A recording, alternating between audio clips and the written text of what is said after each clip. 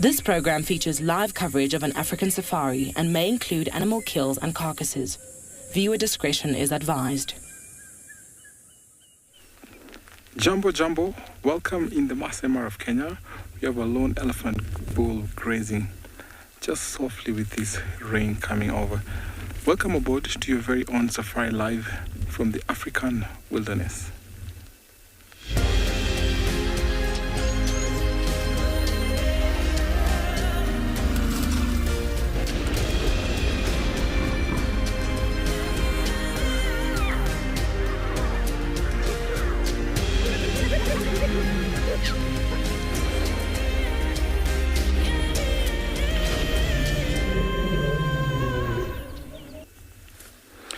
Good afternoon, everyone. Jambo Jambo.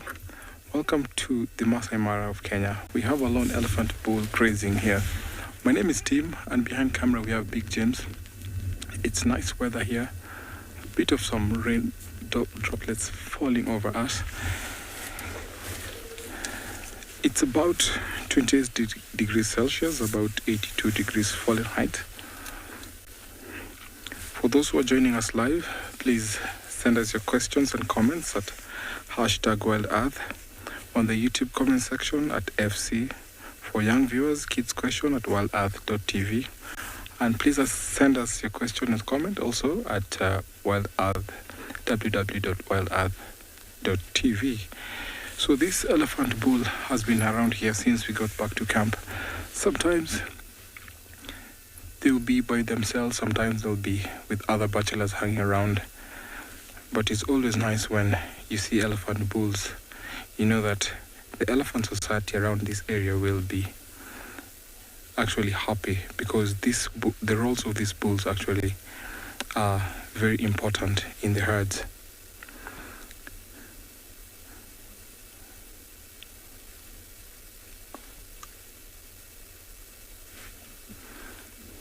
As this elephant bull grows, the males pass from one kind of society to another, which are always very different.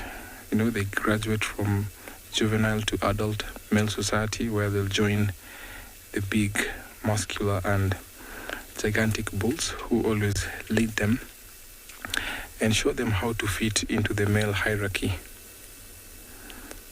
They also have to learn how to deal with masks, because bulls by the age of 25 and above, that is when they first come into mask.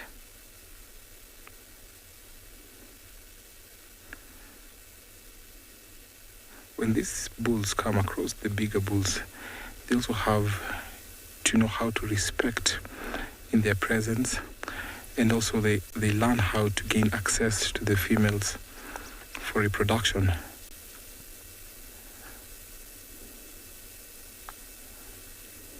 So within this periphery, you might find that there are other bulls not far, maybe in the forest, because they always eat grass, and sometimes they'll pick on barks on trees, and that is their sole role of the task, to help when they debark the trees.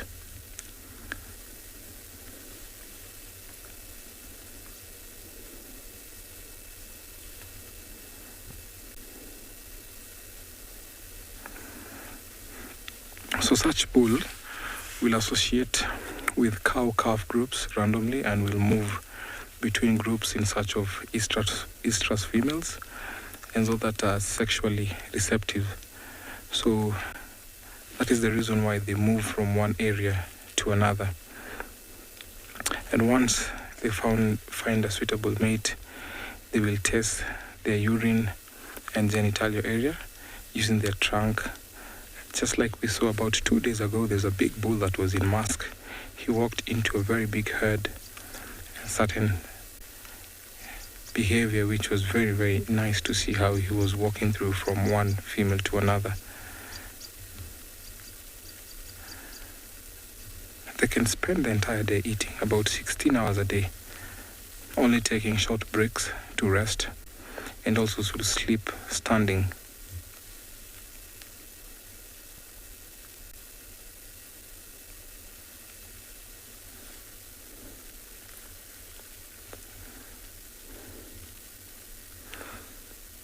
a nice spot for him. I think that grass there is suitable for him, the red oat grass. So I'm going to take you over to another live location.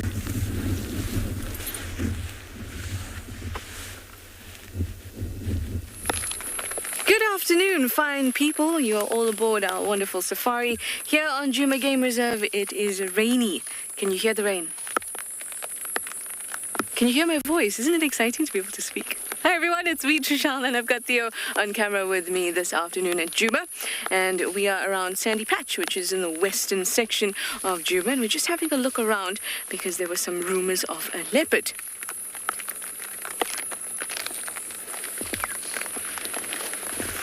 So far, we have not been able to spot our one-eyed friend. It was Hukumuri that was rumored to be in this area, but also remember it's really close to our western boundary. But so far, I have not seen tracks exit. So we're going to keep an eye out here, and all the other guides are too. And look around for Hukumuri. It's 34 degrees Celsius, 93 degrees Fahrenheit, very humid, very hot, and the rain is welcome. Which is why we don't have a rain roof for the moment. But if we do have to go to camp to get one on, we will do that.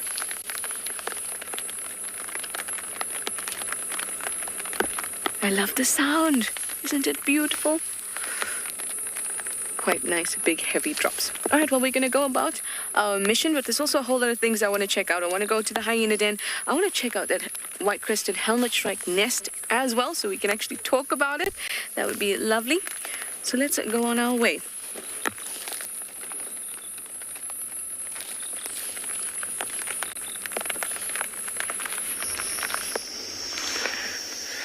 I would totally agree with Tishala. Who does not like the sound of rain, especially when you can be cuddled in a bed and enjoying it, unlike right now where it's quite warm, but myself and David are enjoying it regardless. Good afternoon, my name is Carl. Behind camera is Big D. We're sitting over here and we're just enjoying the wonderful and spectacular display of the three thorn, small to medium-sized shrub, and it's found fairly widely through the western sections of Tswalu, and it's very easy to recognize, getting to be between 1 and 2 meters in height, and at the moment it's very easy to recognize this small shrub because of these white-ish flowered trumpet-like flowers that are fully in display at the moment. And it just creates something extra for us to appreciate while on drive. So you can see they are mainly white. You also find them in a pinkish color. And then they've got tiny little wavy leaves starting from a cluster. And then they obviously laid in the branches themselves. So they don't give much color. And palatable to unpalatable. I find certain species will relish it more than others. But right now, a lot of insects are utilizing these flamboyant structures. A very important job that they're doing. You can see the colors. So if you look at flowers, a lot of flowers produce color. That'll be the attractive a notive for a pollinator to come and do its job. But with these flowers, you'll find that there won't be much color, but they'll be producing quite a lot of scent. And then the color will also be utilized under the cover of darkness, because lighter colors will reflect any bit of light generated from the moon and the stars. So things like moths, definitely a main attractive notive here would be attracted to these white structures. Really, really beautiful. So looking at even the shape of the flower could be a way in which this tree or shrub would attract a certain pollinator. And definitely insects doing the job here. It adds a little sprinkle of color to the green uniform landscape now. Definitely coming to that true terminology of the green Kalahari. With the beautiful rain that we've been receiving for the past few days. Hence the name three thorn. So Dave, if I can show you over here. Hence the name three thorn. So if you take a look at the end of the stem will end in a beautiful three thorn appendage or formation. Right, we'll take a look at that a little bit later. We're going to send you off to another one of our amazing colleagues, and we'll see you in a bit.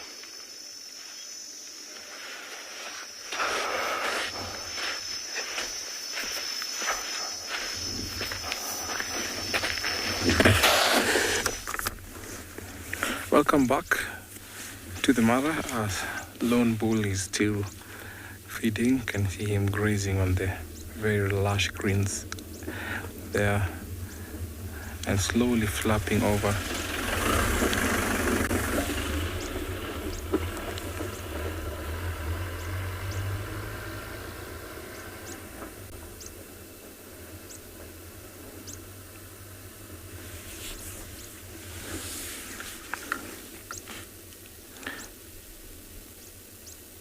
I've seen sometimes in this time of the year where female elephant will come into estrus, and I've seen lots of mating around this time and also May. And that is also sometimes during the rain. You find not only the elephants in mask that mate, but also elephants that are not in mask.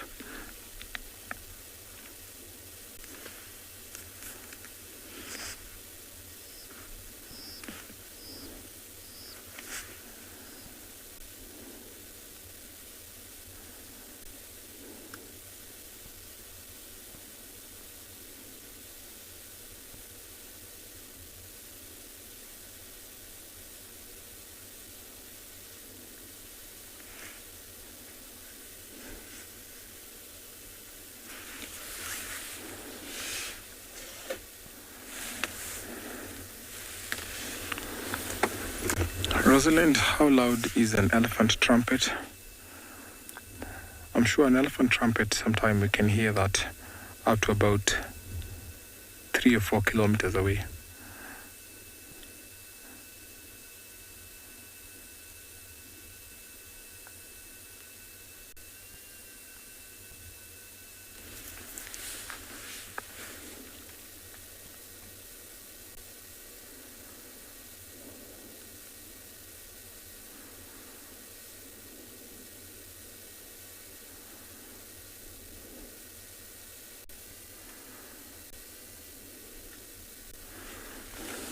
Sometimes when there are no older bulls present around these areas, you find that the social hierarchy sometimes gets a little bit disrupted. And so young bulls like this will come into mask at a much earlier age. So bulls will be always in mask at the mid-20s, but you find that older bulls in the bachelors have the higher rank or hierarchy by coming into mask because they are older, and some of them are maybe 40s and mid-40s. So when those bulls are not present, you find that young bulls will come into mask at a very early age. And that sometimes can be a big problem, sometimes because the young bulls in mask tend to show very aggressive behavior on other large games, especially in places where you have rhinos, even buffaloes.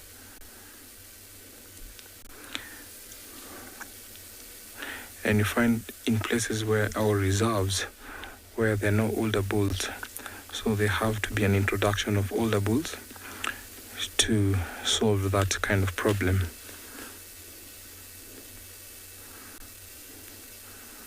I think 2 days ago someone asked me whether there be rogue elephants and angry elephants.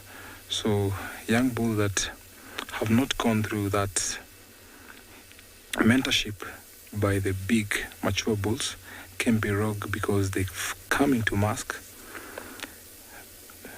without having that social or mating etiquette passed through them from the older bulls.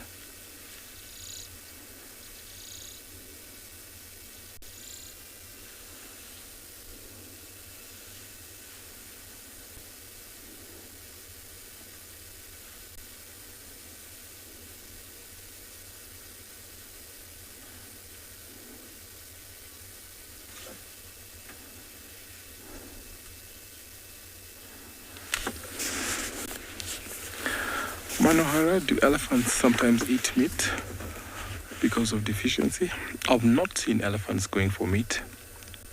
So we find that if elephants have that kind of deficiency, so what happens? They will change the diet, they change whatever they eat from grass into favorable trees, leaves, and that's the reason why we have elephants being mixed feeders. They can browse and graze.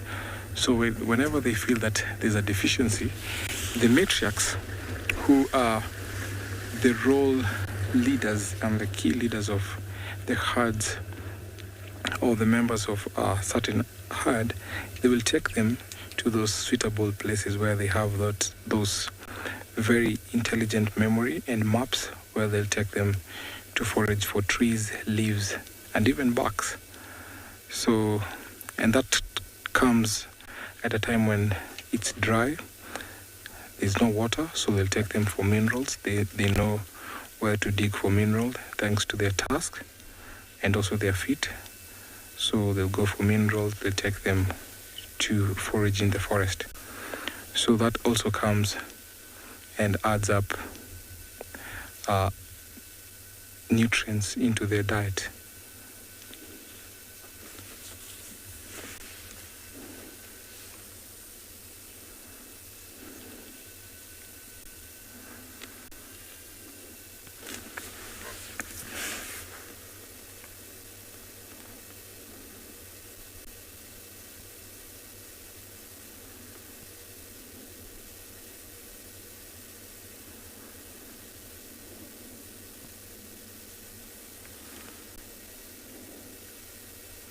You can see him defecating.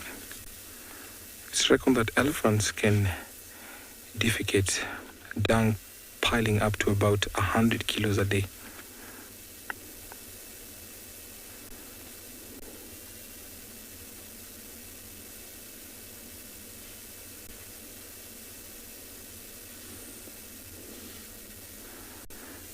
I think he's had enough for that area, so he's walking to a different spot.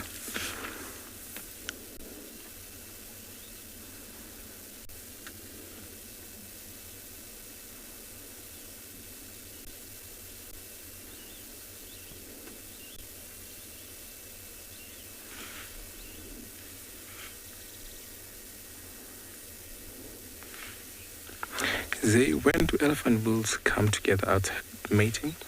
So elephant bulls will always be separate. They'll always be alone. So in that bachelor herd, there's always a hierarchy where the older bull, the older mature bull, has that dominance hierarchy. So sometimes these elephants walk into herds, they walk back into their natal herds, they walk into other herds where they'll always analyze the scent of the females if some are in estrus.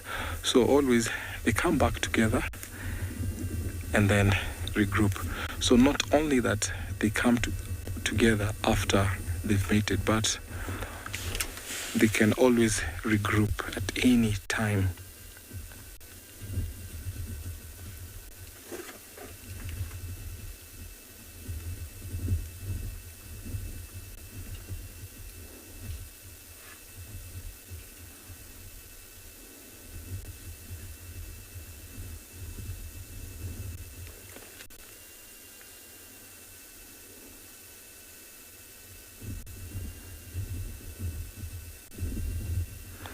This time of the year when there's more water and grass, so the grass adds up a very big diet in these elephants because they're more nutritious. So this grass are more nutritious, adding up protein into their diet. So at this time of the year, you'll find them just grazing and grazing, only resolving into the forest and eating leaves and trees when it gets dry.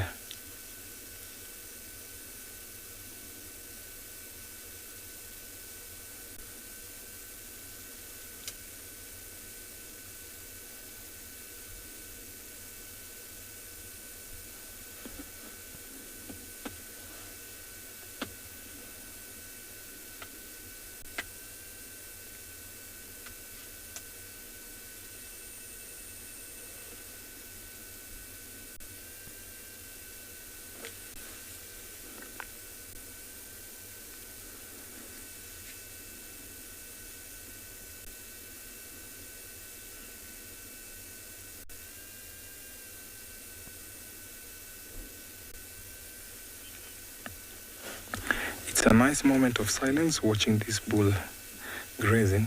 So I'm going to take you over to another live location.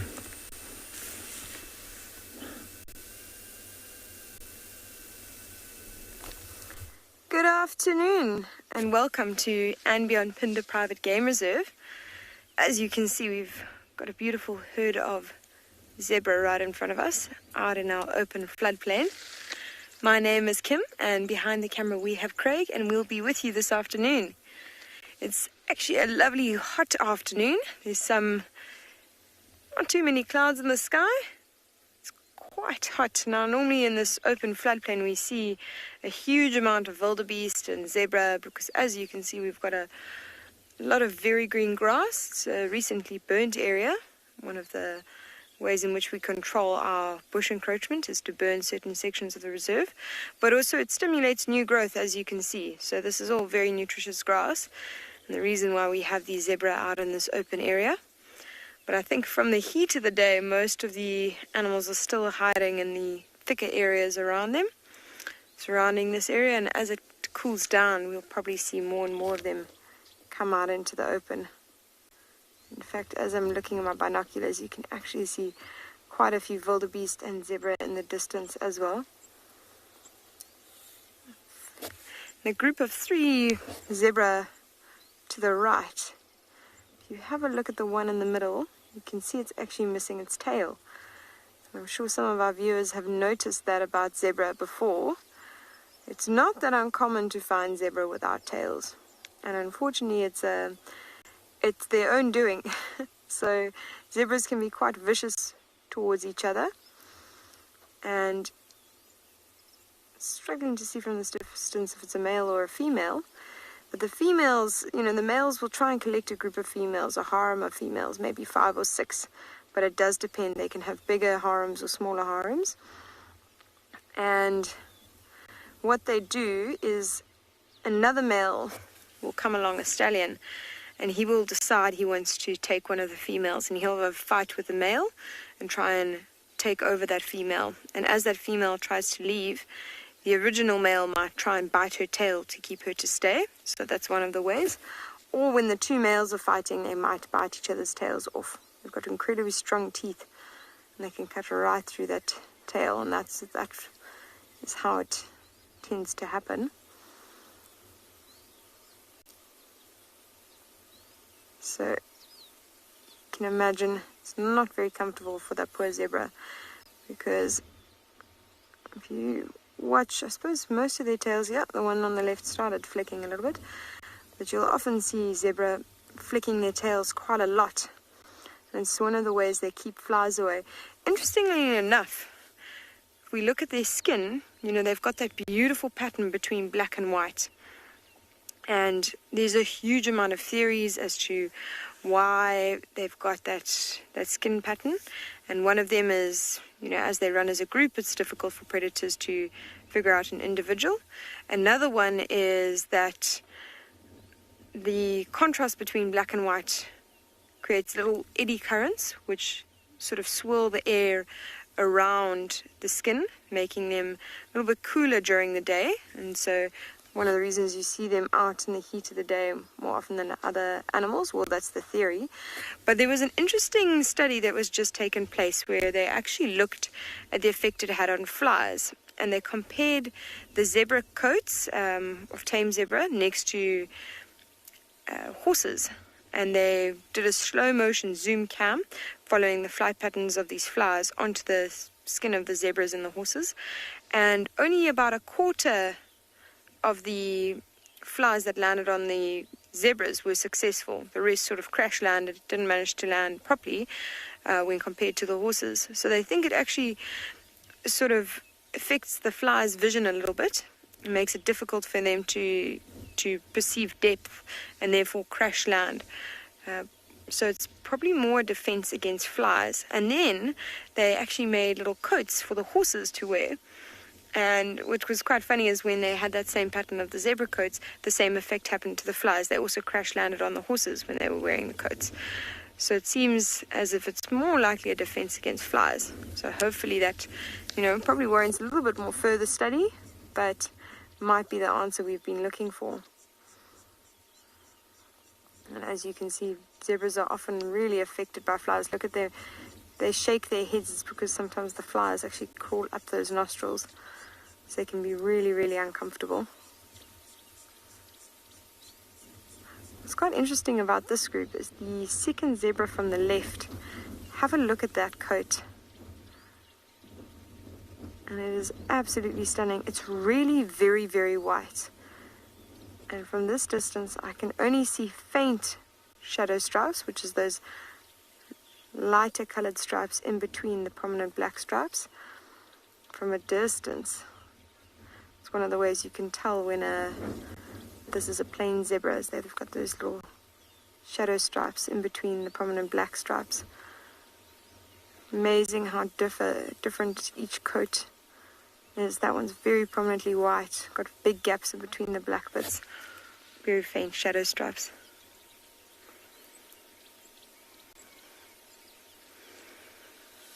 So we're actually in this area looking for some cheetah.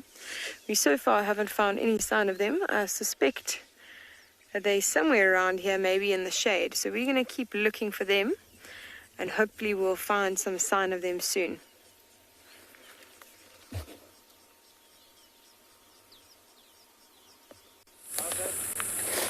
That is one of my favorite theories. There's so many theories about zebra stripes, and that one to me sounds most conclusive. So I was looking for hukumuri. I ended up finding Shidudu sitting so wonderfully in this tree. We were just driving through in Western Quarantine, not far from camp at all. She was perfectly poised in this beautiful marula. She's been hanging around in this area quite a bit. I feel quite special. I found it this morning and found it this afternoon. I think she shall be my spirit leopard for my stint.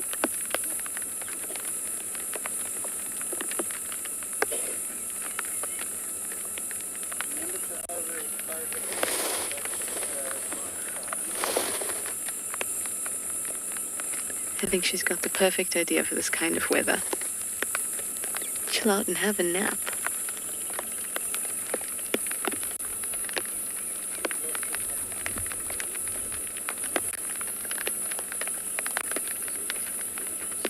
She has such a love for trees, which just makes for beautiful images.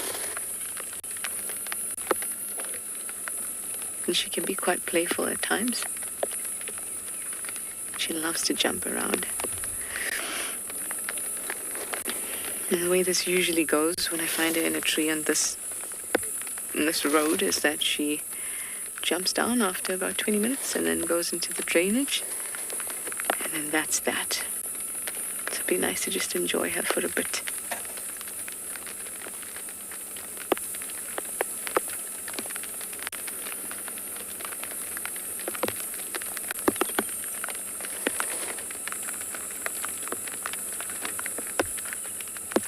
Loving the sound of the rain at the moment. It's so consistent and peaceful.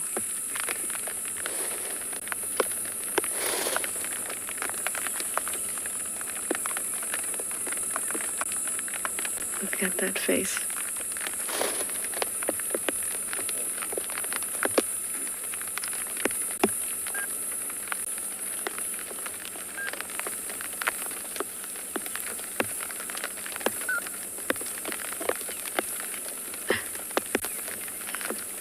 I'd love to see her take a bit of a walk around the tree, just for our pleasure.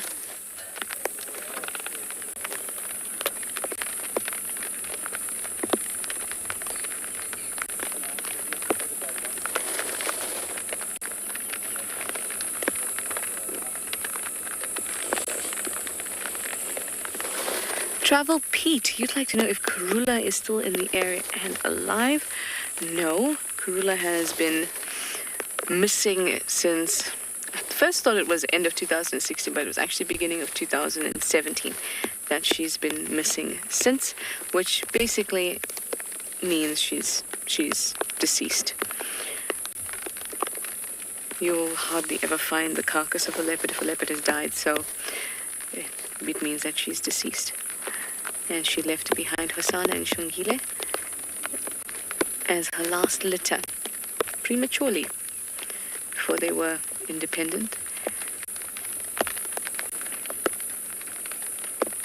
She is not in the area and not alive.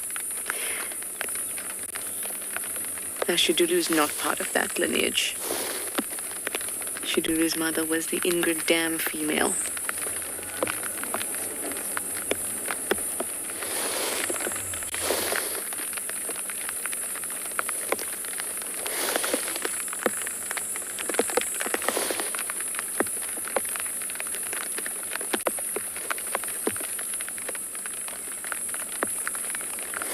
I wish I could have met Karula, and I think that her lineage has such a distinct face.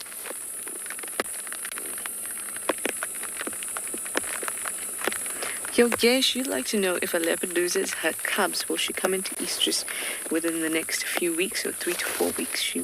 Oh, look at that. She will come into estrus very quickly after that, almost immediately. But remember, being in estrus doesn't mean that she's ovulating. She'll have to mate in order to induce that ovulation, and will only then be able to fall pregnant. Thandi is a great example of that. She is, when she lost the last litter, the one before her current male cub, it must have been just a few weeks before she had gone into estrus and fallen pregnant again.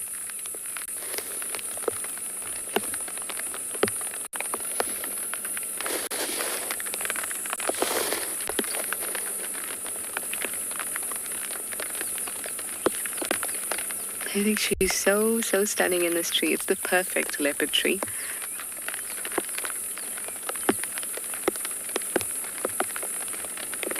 She's even got like handles for her paws, front paws. The rain is falling. I always think the bush looks a little bit more greener when it's wet. This is just gorgeous.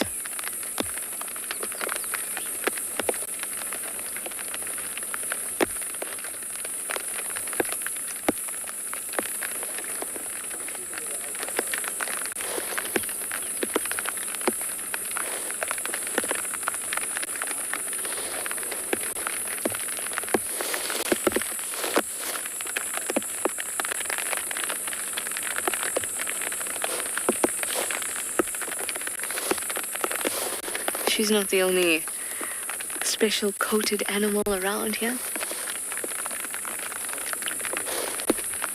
She's been watching a much taller mammal.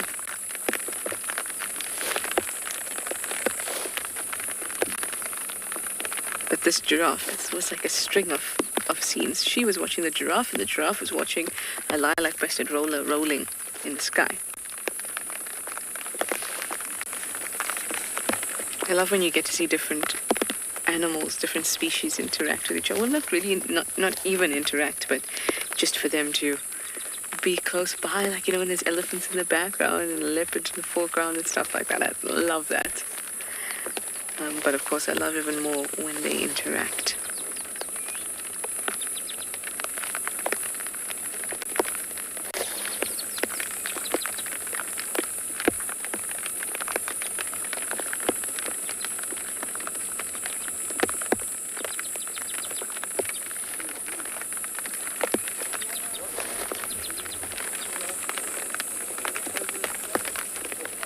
We're going to stick with, look at that, with Shidulu and our giraffe, of course. Let's not forget our giraffe. And Shidulu and our giraffe, for as long as we can. The rain is coming down, so either we'll go back to camp, get a rain roof, or hopefully it'll ease up. Either way, we'll spend as much time as we can with her before she drags us into the drainage.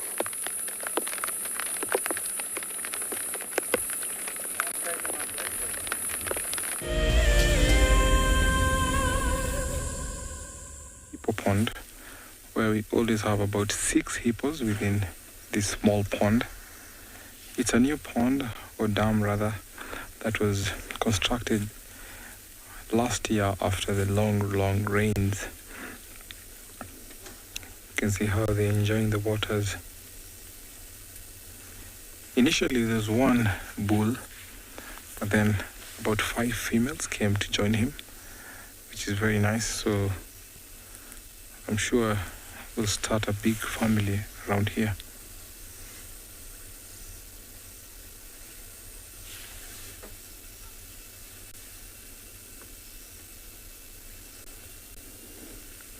Because of the long rains last year, you find that the Mara River went or burst its bank. So hippos rather will just walk out of the river because they are not strong swimmers. They can be swept downstream. So they walk out of the river to find suitable places where they'll be at least safe. So this became a very nice spot for them to come and rest. So they've taken refuge. They've become permanent residents of this dam.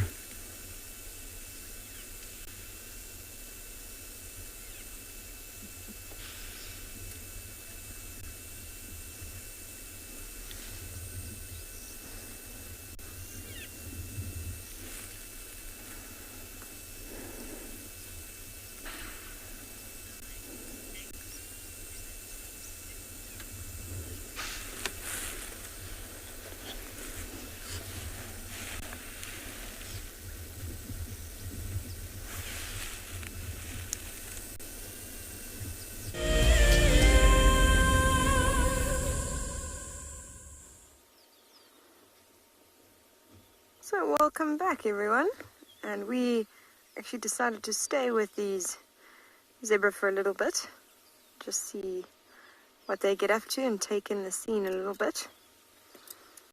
It's quite stunning. If you can see in the background, there's a whole lot of those very yellow trees. Those are fever trees, very dependent on water, so there's an actually little watering hole right behind them. That's why we're seeing those in the distance. Sure most of our viewers know this, but this is one of my favorite spots on Phinda, always because it reminds me of the Masai Mara, our very own little section of the Mara right here in KwaZulu Natal.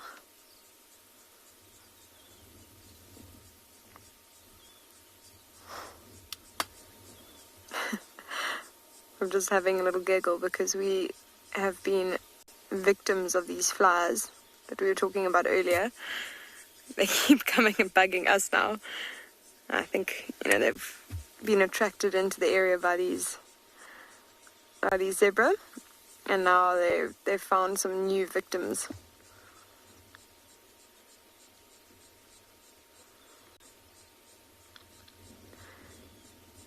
Beautiful.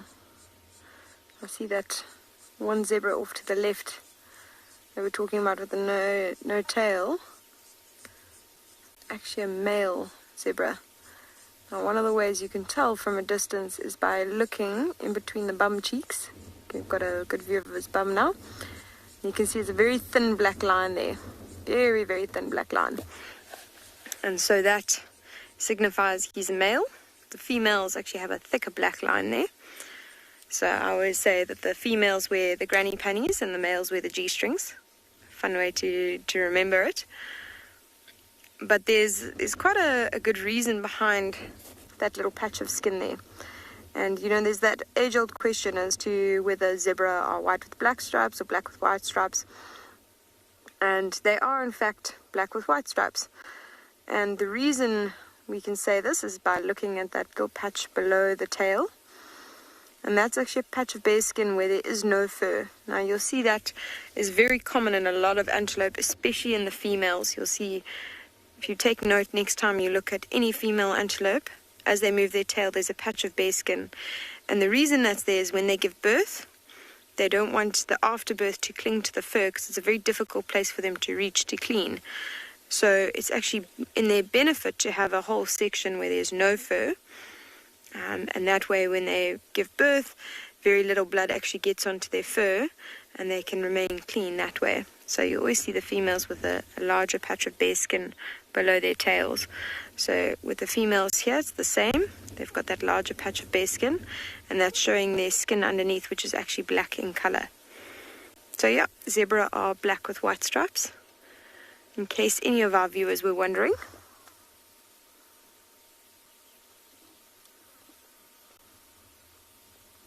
Now we were talking about the shadow stripes. If we have a look in between, and I said it's a way to tell if they're plain zebra.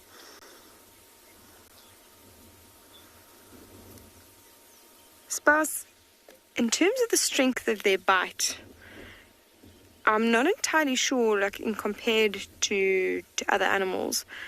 I remember reading a whole study and they compared hippos and hyenas and lions.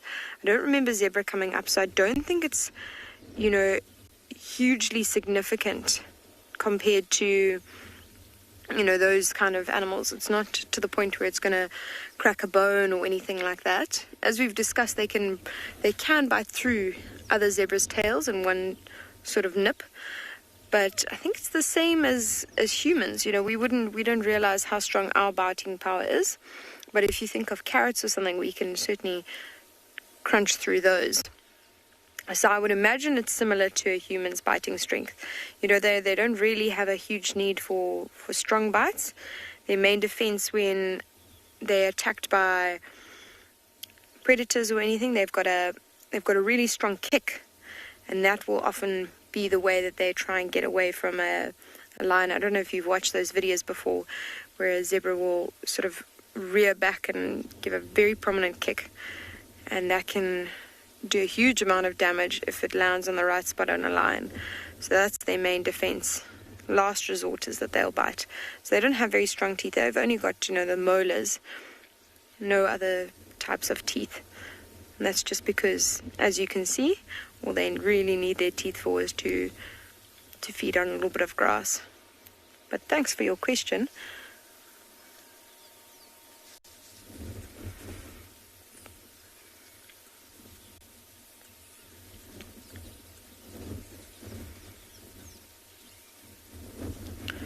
It's lovely sometimes to stop and listen.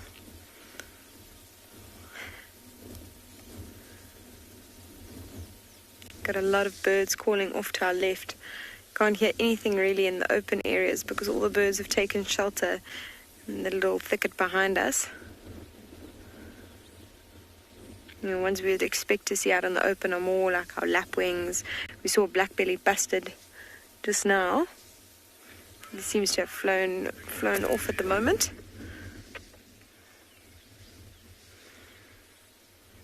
You can hear a black-crowned shagra going.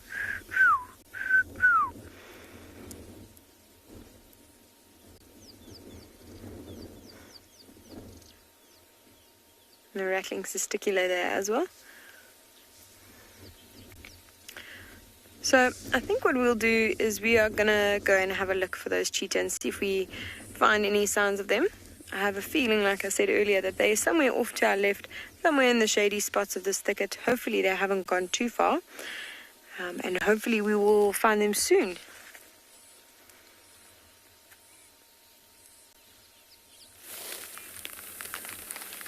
She has jumped down from the tree. Spectacular fashion as usual, true leopard fashion. Scraping insect barking at the base now. She and the giraffe were having a stare off. Giraffe's now staring at her still.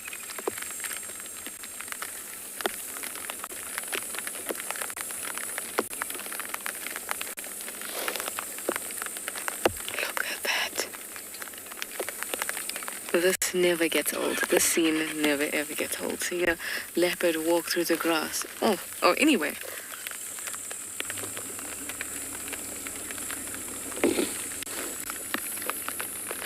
Jacqueline, you'd like to know why a leopard's loners? Did I get that right? I hope that I did. We're going to watch her walk away as we chat.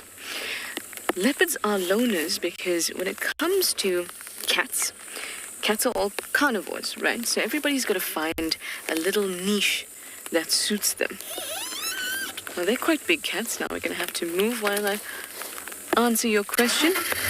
They're quite big cats, right? But they don't want to compete with lions.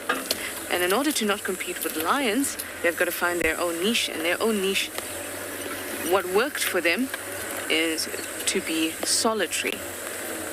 What worked for lions was to be social. So it was just a matter of what was best for their survival, what worked best for their survival.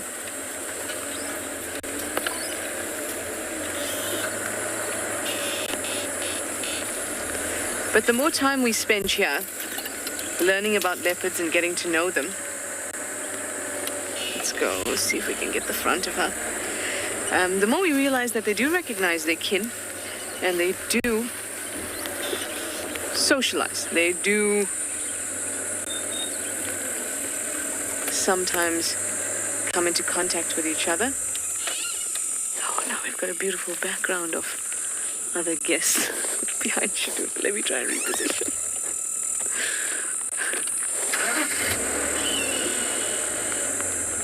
Oh, okay. Thank you so much. There we go.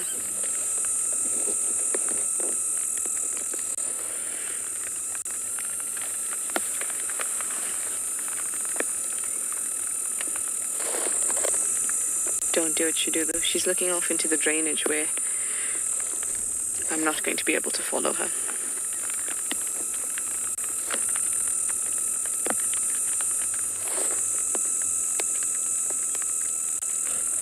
There she goes.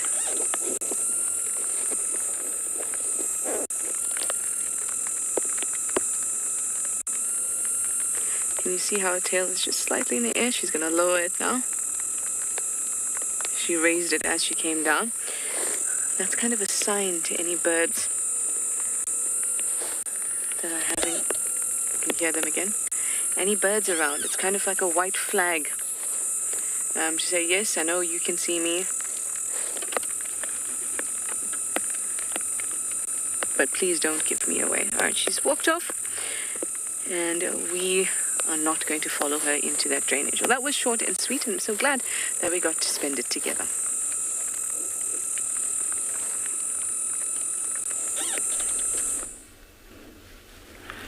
From the leopard to the river horse, where hippos are very much enjoying. You can hear them puffing the water. Very nice.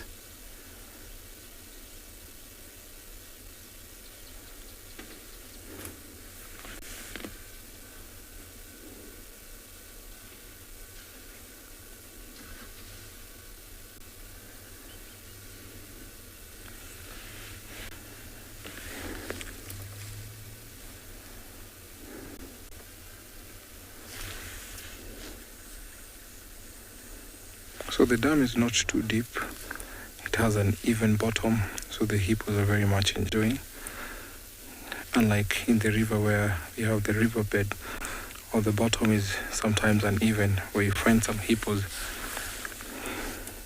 coming to one spot just for space. And also, hippos utilize the best spots along the rivers, along the shores of the lake, where at least it's suitable for them to rest with ease. But here you can see the hippos enjoying. There's no fight at all, because you find in times of drought there's always disputes. That's the big bull there. You can see the dark patch on the dam wall, and that's where he was marking, spraying his dung there.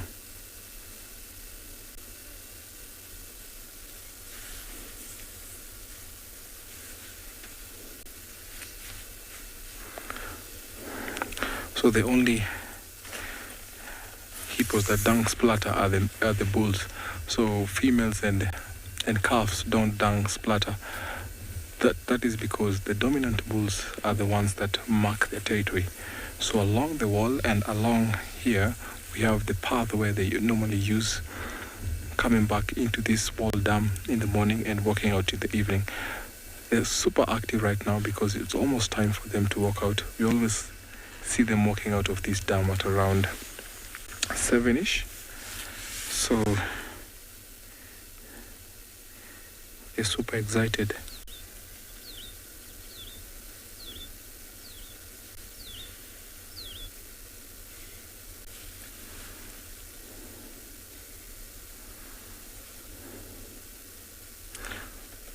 So by defecating in the water, hippos inject important quantities of energy and nutrients into the aquatic food chains.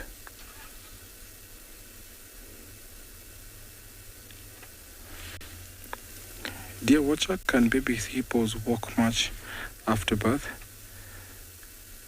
Not really much, because pregnant hippos, when they're just about to give birth, they'll walk out of the water, be it a lake, be it a river, and dam like this, and go into a place where they'll give birth, stay there for around a week, and then later on come back into the water where they'll introduce the calves to the rest of the pod. So they're not as active that much. Oh, there's a bit of a fight there. Give me space. So yes, they don't walk that much when they are young. So always the mother hippo will be around the calf or near the waters when the hippos are young.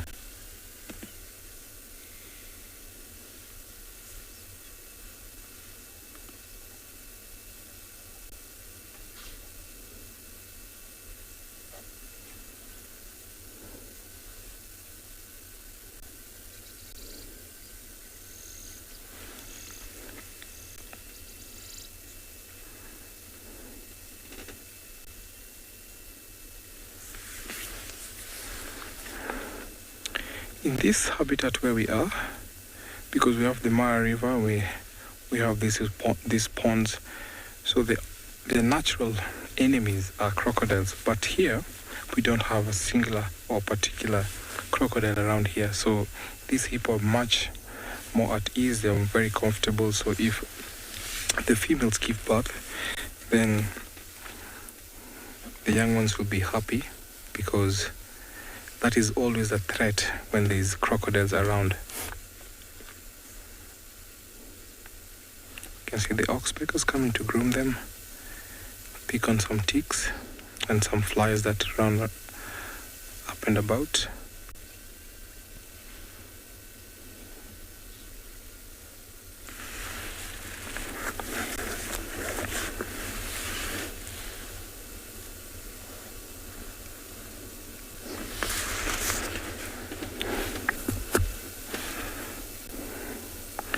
That oxpecker is having much fun.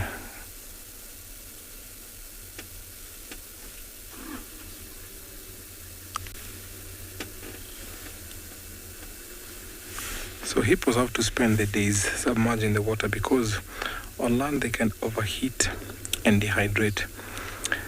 So they suffer from sunburn, which cracks their skin, and that's the reason you can see oxpeckers running from one hippo to another, because when the skins crack, so they have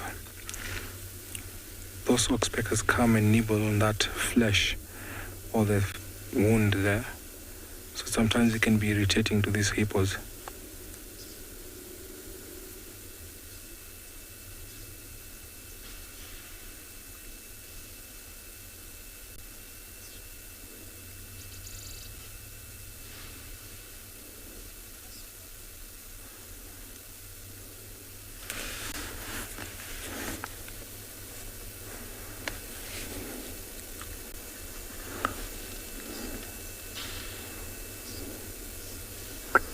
So normally they can stay under the water for about 6 minutes and can either swim or walk along the bottom.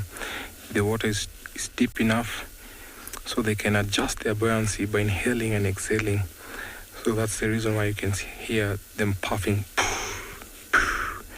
So that is how they balance their buoyancy in these waters.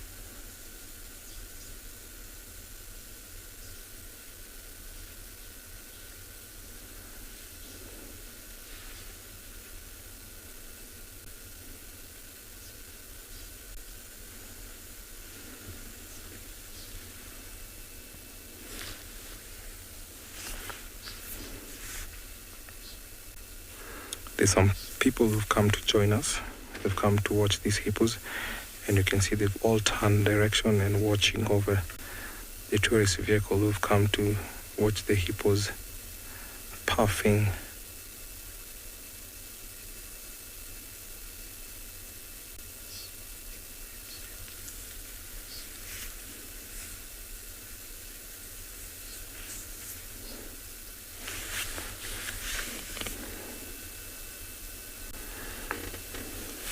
Nandi, how long can hippos dive underwater?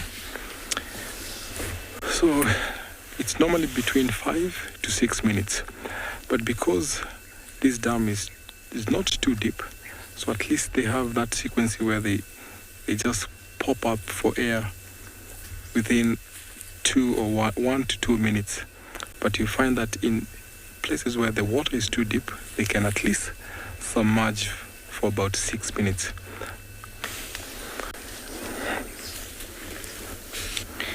Although they are known also to hold their breath for up to about 45 minutes in the very deep waters.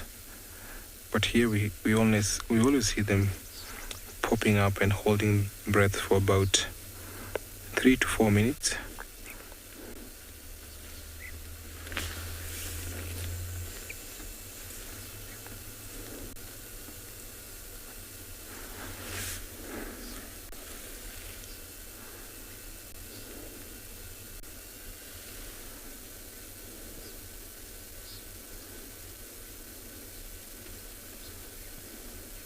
It's interesting how they stay submerged and then all of a sudden they all pop up for air.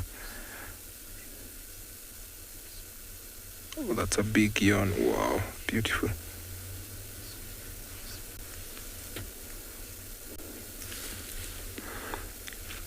Amali, do male hippos attack the baby hippos just like the lions do? Yes, male hippos can do that. They'll attack the baby hippos, and that will always trigger the females to come into season, into estrus. So that is the sole reason of them attacking the young ones.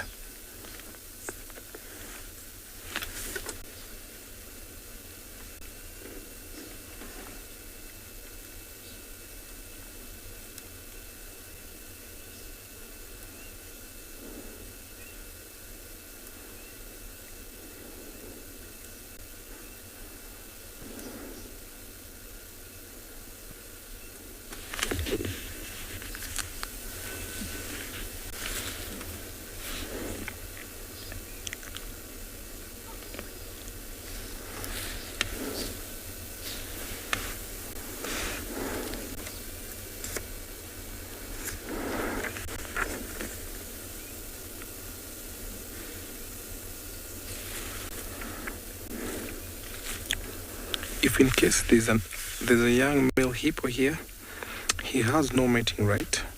Only the dominant male hippo within a pod has the rights to mate with the females within a pod. So I'm still going to hang around with these hippos as I take you over to another live location.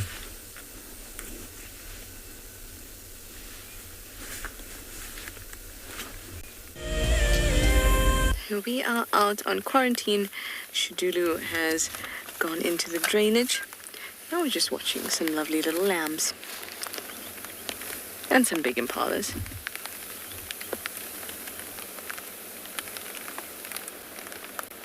Looks like they don't know that there's a leopard prowling around just yet. The lambs are such easy pickings.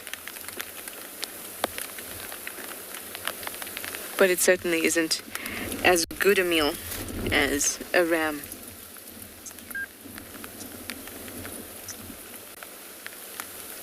It's also really easy to hoist. Lots of conveniences with a lamb.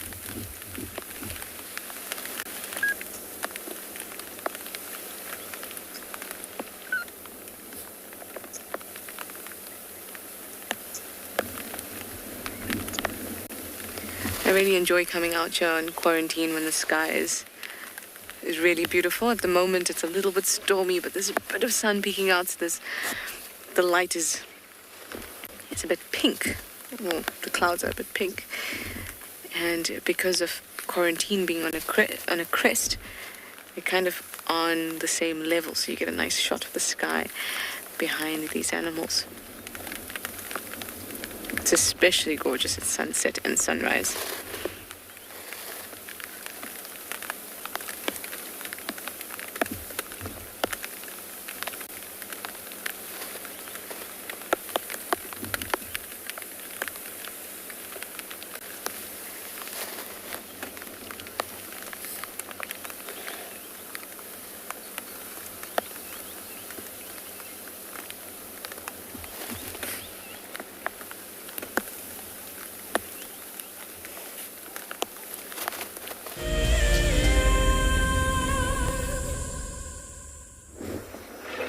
Welcome back to Tswalu Kalahari. We are appreciating the sky, we're appreciating the vegetation, and we're appreciating the mountains this afternoon.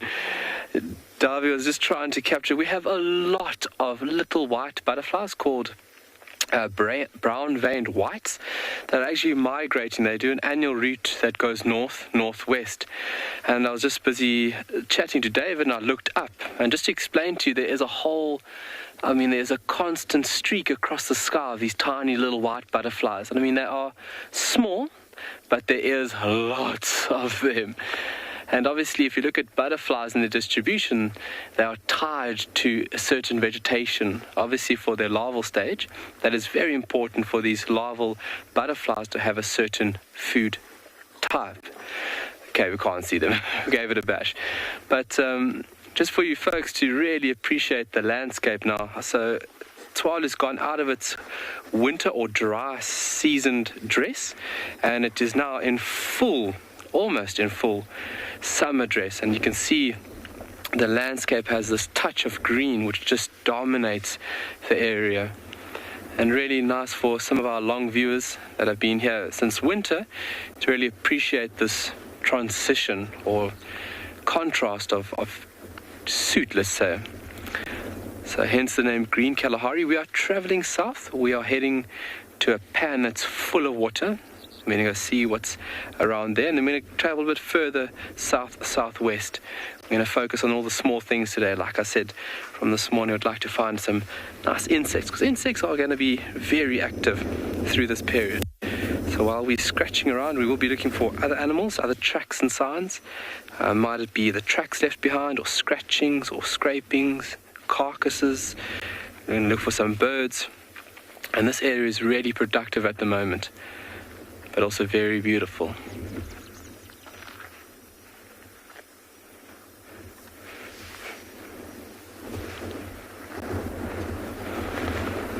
You can see on the mountains how the green is just giving a slight tinge, almost like this luminescent green to my eyes. You can see how the vegetation dominates the foothills of these beautiful undulating mountains.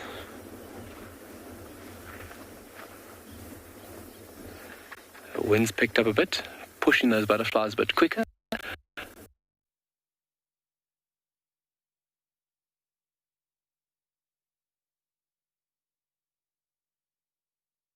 Obviously having a little bit of a tailwind, they don't have to exert so much energy to move from point A to point B, which they are doing now. I'm going to send you off to one of our colleagues, and we will see you shortly.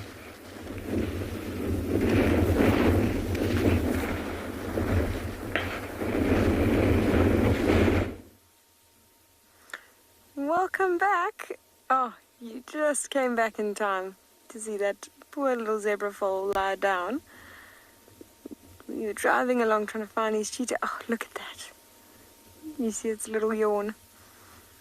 And this caught our eye. We actually saw this young little foal lying down. And I think it is actually, the more I'm watching it, the more I think it's incredibly young. I didn't think it was as young in the beginning, but now that I see that it sort of got up and struggled to walk a little bit, I'm wondering on its age.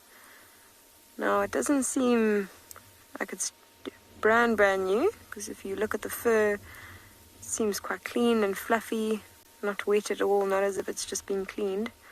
The mother shows no sign of recent blood or anything.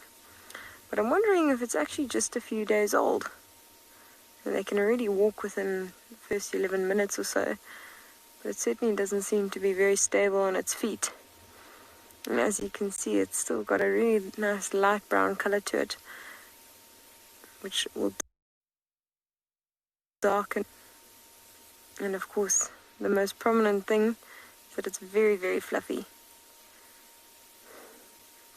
I think perhaps the heat is a little bit too much for this foal this afternoon. It's exhausted it a little bit. Perhaps it also spent a lot of energy playing around and has now decided it needs a bit of a lie down. It's lovely to see is that protection of the mother. You know, she can see that her main focus actually just to stay right next to her foal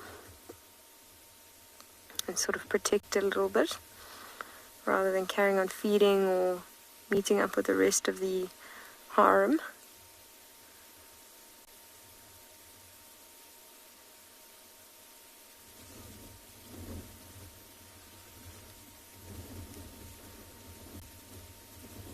Beautiful little scene. I'm hoping it gets up just now and we can get a bit of it.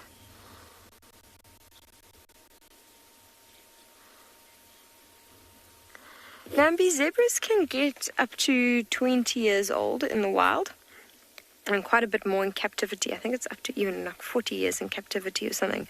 But they only average about 9 years. So you can imagine, you know, the older they get, the poorer their condition and the more likely they are preyed upon by some sort of predator, you know, lion or leopard or something.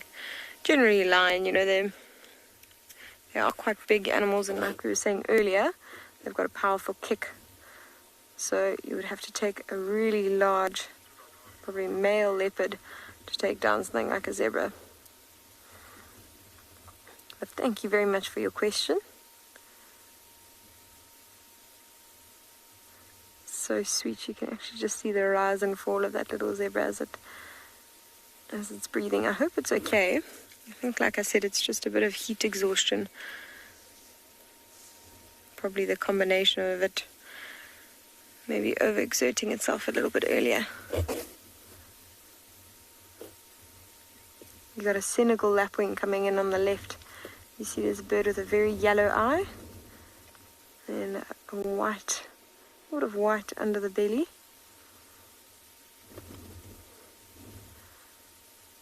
One of the common birds that you get out in the open areas here.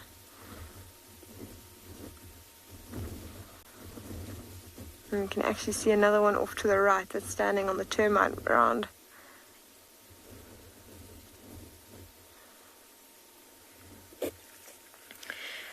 Pure legends, they don't have life partners.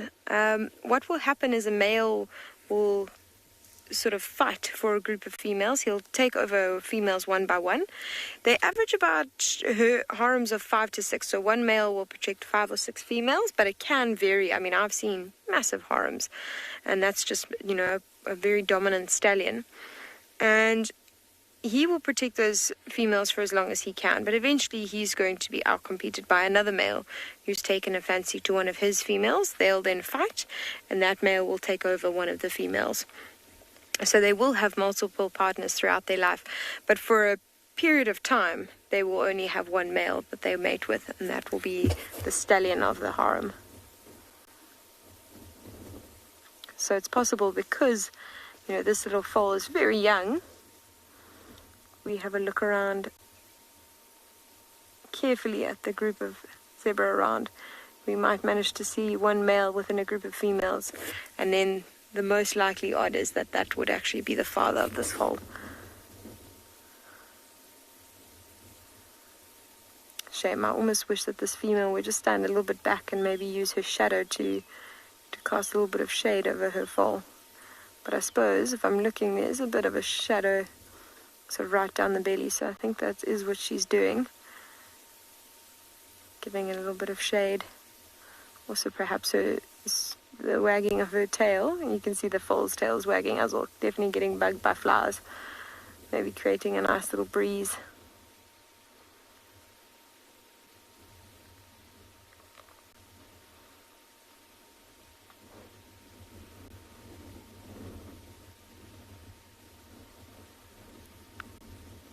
It's actually quite interesting. If you look at her belly, it does also seem to be a little bit round.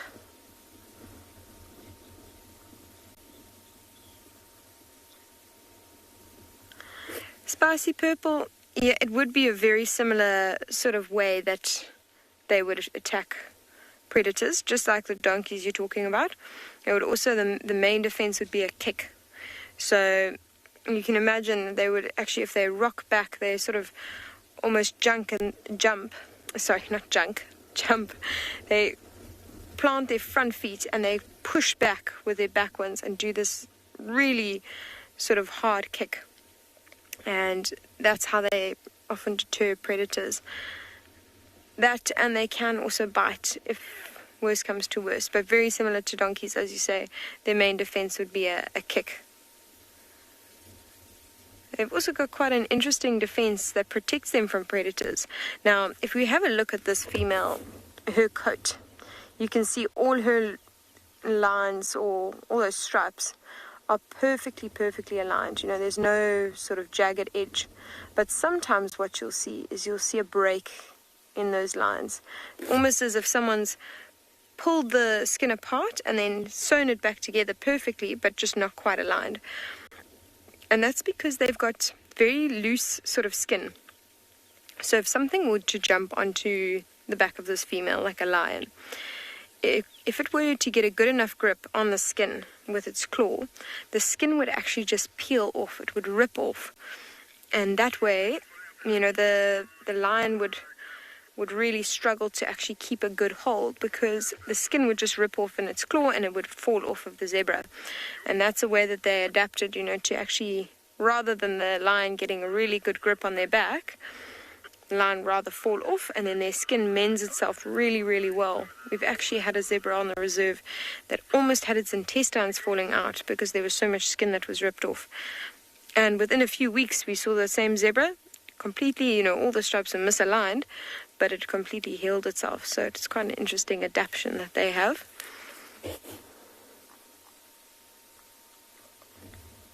Another interesting adaptation, if we have a look right by those inside of the legs there, you can see a little black pad. See that round black pad there? And you can imagine they've got these quite sharp hooves. And when they lie down, they tuck those hooves under their bodies. And exactly where that black pad is where the hoof will come into contact with the skin. So that's sort of a protection from that sharp edge of that hoof. It's to protect their skin from getting cut from those hooves. So quite another interesting adaptation. In fact, the more you look at zebra, the more you realize that they are incredibly well adapted to this environment. Shame, it seems if I'm looking at her back left leg, she might have all done something to hurt it, or perhaps it's just giving it a bit of a rest. You can see it's held at a bit of a different angle. She's taken the weight off of it completely. So I wonder if something has happened to that leg. You know, it doesn't always have to be an attack from a predator. It can also, just like us, be put in sort of a dried crevice, maybe a dried animal track or something, and just the way the pressure's put on the leg or something can twist an ankle, hurt a bone. You know, we can come by injuries just like we can. She might have just hurt that muscle a little bit.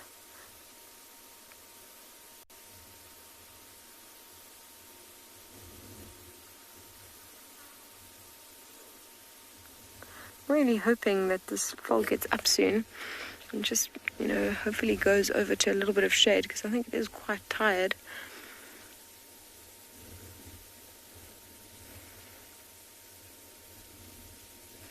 But there's nothing that seems too concerning about its behavior. You know, it's breathing the whole time we're seeing. We can see its tail flicking, so I think it's going to be fine.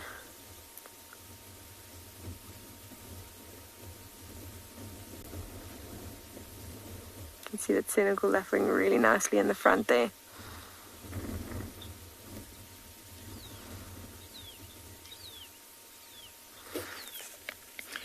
Deer watcher, they can fight to the death, but it's very unlikely.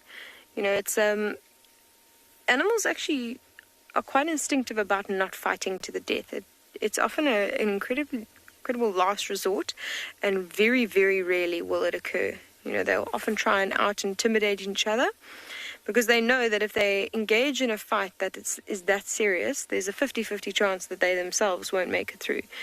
So they'll rather give up and sort of try and find other females and just carry on, because there's not so much at stake that they need to sort of give up their entire life. And so I'm sure there's been cases where, you know, males have gotten carried away, or one male's, you know, dealt a particularly heavy blow in the right spot, and it's caused irreversible sort of damage, but I think it will happen very, very seldom. Wonderful, the foals.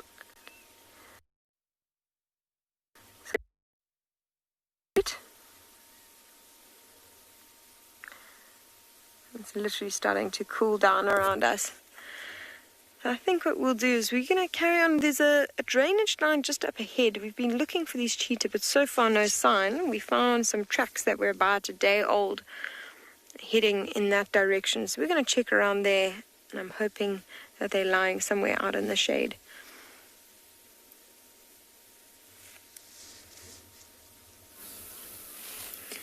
We are at the white-crested helmet shrike nest, and we can chat about it. How cool is this? So we found it yesterday. Look at them going crazy. They're waiting for Mum. They're actually not waiting for Mum. Now that we have the opportunity to talk about it. White-crested helmet shrikes are cooperative breeders, so any one of the flock will come over and feed them and kind of watch over them. They even make that nest, that cup-like nest together.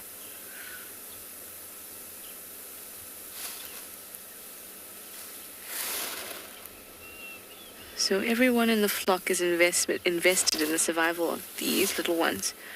Look at that begging.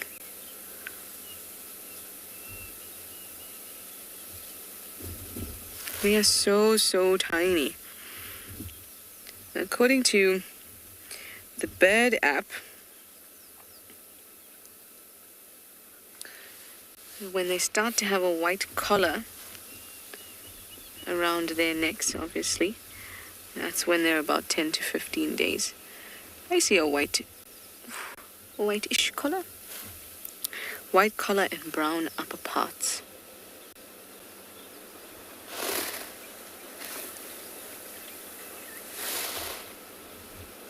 Oh, they're getting quite excitable now. But I don't see any of the adults around.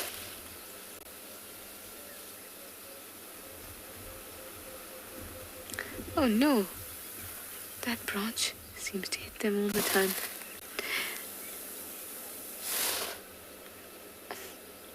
So sweet.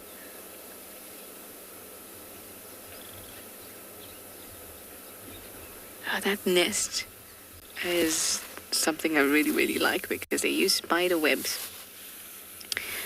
to hold the whole structure together. Spider webs, bits of bark from combretums. They tend to also put their nests in combretums like this one. They're in a red bush willow, Combretum apiculatum. So they would probably have used some of the bark, some leaves, some twigs, and held it all together with spider web.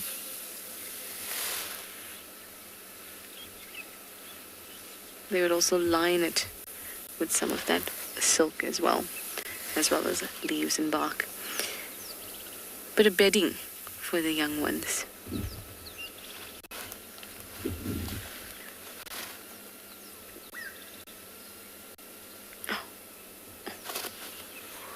A chin spot batis came down and sat next to them and looked almost as if it thought that it was theirs. And then almost looked like it was going to feed them, and then flew away. I thought that was quite interesting. Now, the last time when I was here, I counted 5.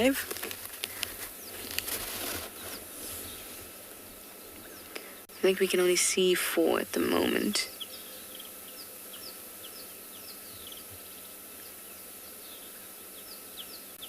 The 4th one is just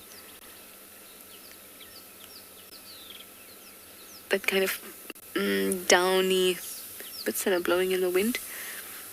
So I see 2 on the far sides, the right and the left, and then that are not easy to recognize, and then 2 in the middle. But I suppose there's 1 on the other side because I'm sure I counted 5 yesterday.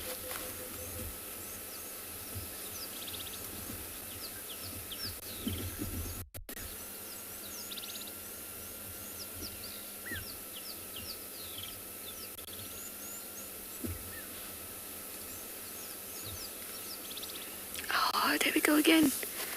Crazy, crazy, I'm hungry.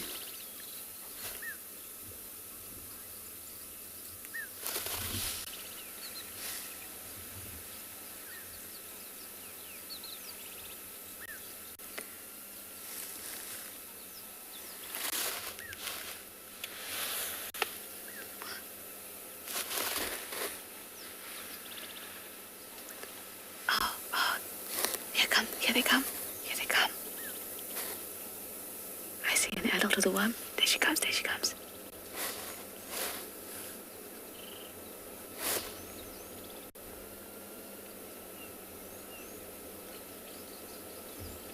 A cricket. Whoa, that's so big for you. Wow. Wow.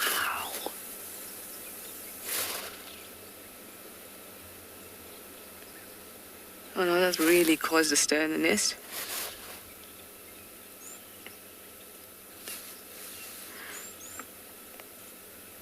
So because they're cooperative breeders, often the siblings of the pair that is mating or has mated, often the siblings will go out, forage and feed these little ones. I think that's so sweet.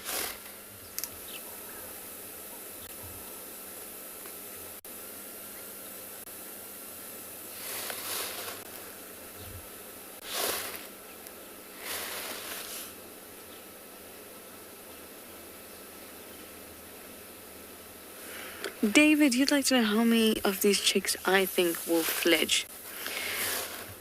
If they are 5,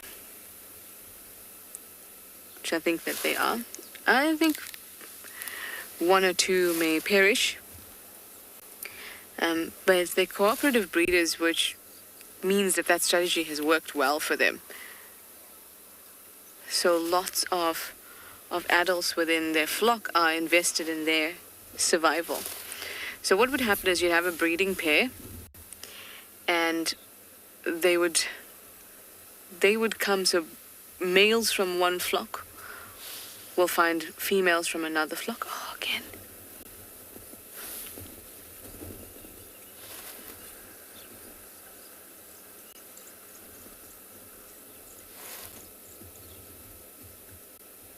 Can you hear that picking? And then those 2 male and female components of the flocks come together and create their own. And then a pair will breed. And the siblings will stay within the flock until they're mature, and then they will help raise these little ones. And then they will break away from the flock and go off and breed on their own. So once the siblings within the flock will not breed. So it's only when they leave that they have that ability.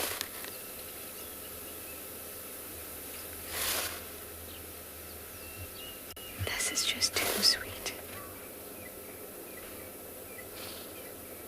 There's a battalier shouting like a chicken in the background. I wonder if you can hear it.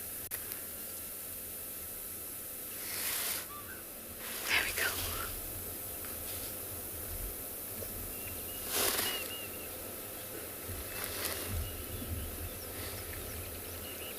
I wonder if it's the same bird that's coming back and feeding them all the time, or it's a different one, as in what we've just seen. Because because there were a number of them around when they arrived.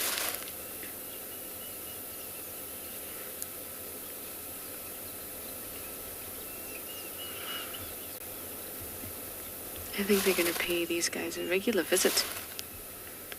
So awesome to watch things develop and grow.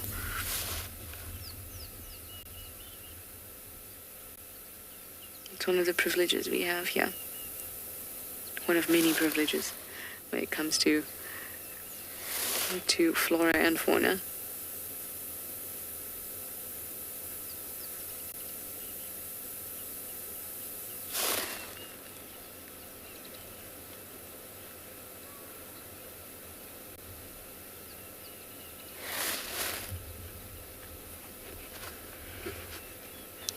I think they're just utterly adorable. Completely and utterly. Look at that. You can all barely fit in that cup. Too sweet. Alright, well, we have checked out the den and the cubs are out, but the adults are not. So we are going to move on and just have a bit of a bumble and see what we spot. I'd love to see some elephants today.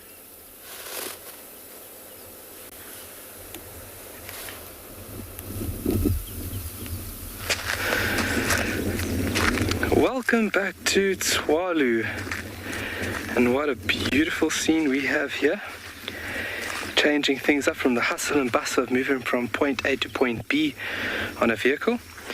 This is a giant ground or saw-eye lily, and something that is out in full force at the moment, and very easy to recognize with these very large strap-like leaves. I mean, look at that. A lot of moisture contained within these leaves, but making it very easy to recognize. I mean, look how broad that's about 8 centimeters in width and very, very long. And if you don't want to use that, you can use these beautiful items right over here. And that is just amazing. So a lot of butterflies visiting these beautiful flowers at this point in time. And there's a lot of flowers on there. It could be up to 50 different flowers on this single stem. So it just shows you how important it is for this plant to spread its seeds. So this gives it a higher chance to be successful, obviously being pollinated by insects, and then also then for seed dispersal. And if David just pulls you to the left-hand side, you're going to see how many of these plants there are. These are geophytes. So the term geophyte, this is a bulb that actually sits under the ground, and bulbs and extensive roots are an efficient tool by plants here in the arid western regions of southern Africa, and as well as around the world.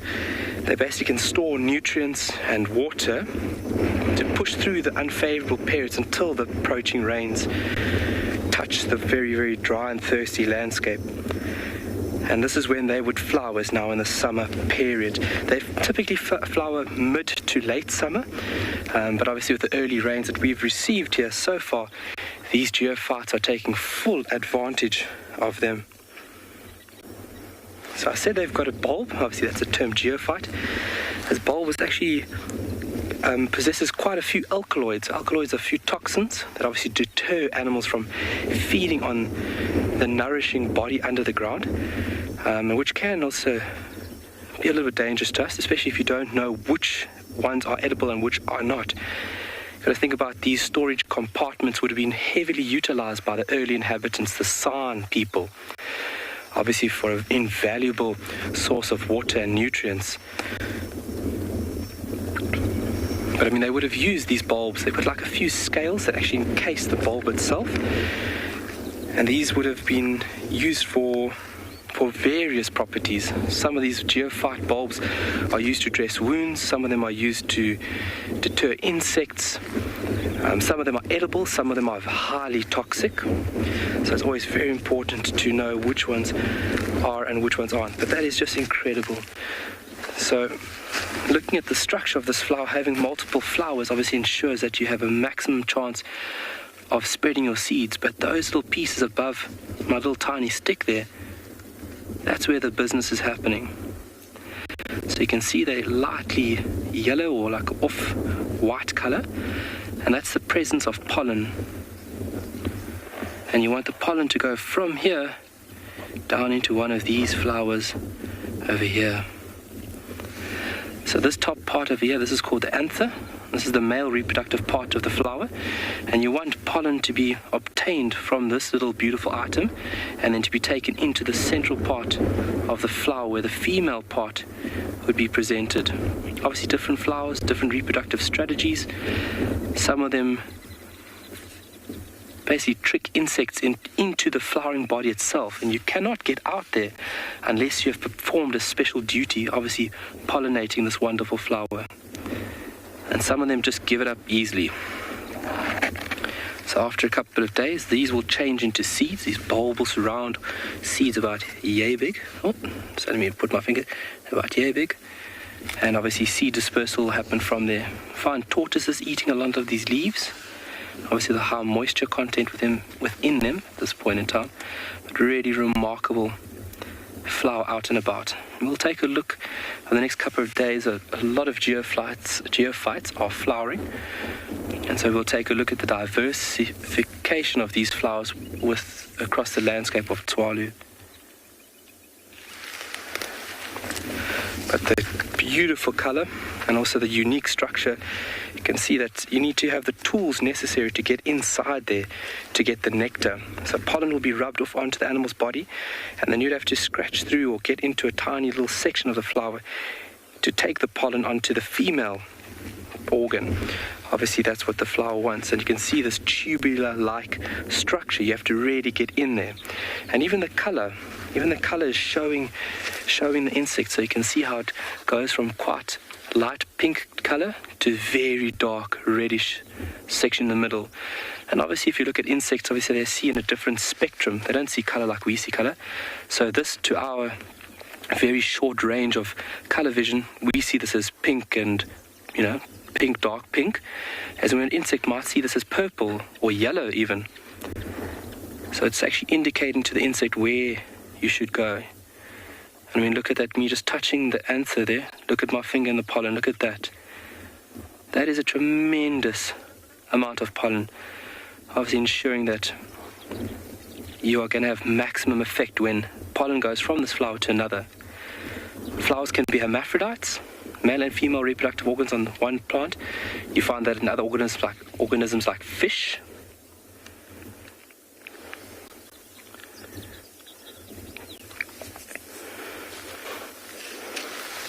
Lara, Mora, these flowers, especially these leaves, could be used by smaller animals like rodents and tortoises. I've never seen something resting under here. You could have insects, beetles, there goes a little stink bug. Tortoises resting under here, rodents seeking shelter and refuge. I mean, the shade that these broad leaves are providing is quite amazing, and I can feel a huge temperature difference from above to that of below these broad strap-like leaves. So I'm sure little rodents would definitely seek shelter here. Tortoises throughout the day. Tortoises will be utilizing this quite a lot. I don't like damaging and altering, but I just want to show you folks something, just one leaf. If I break this leaf, you would see that these leaves are utilized by a lot of animals now. If I just bend this leaf, watch how much moisture comes out of that leaf. Look at that. That is incredible. So for a very thirsty animal like a tortoise or a small rodent, that is a lot of moisture, provided from one plant itself.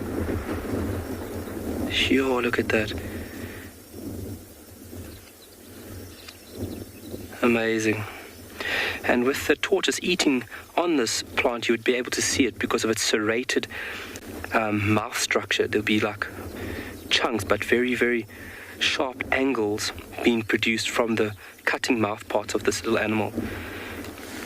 But really amazing. So there'll be a bulb. So if you look right underneath, if I move these leaves, that goes down to a central stem, and then it's not too deep, maybe about a half a meter under the ground.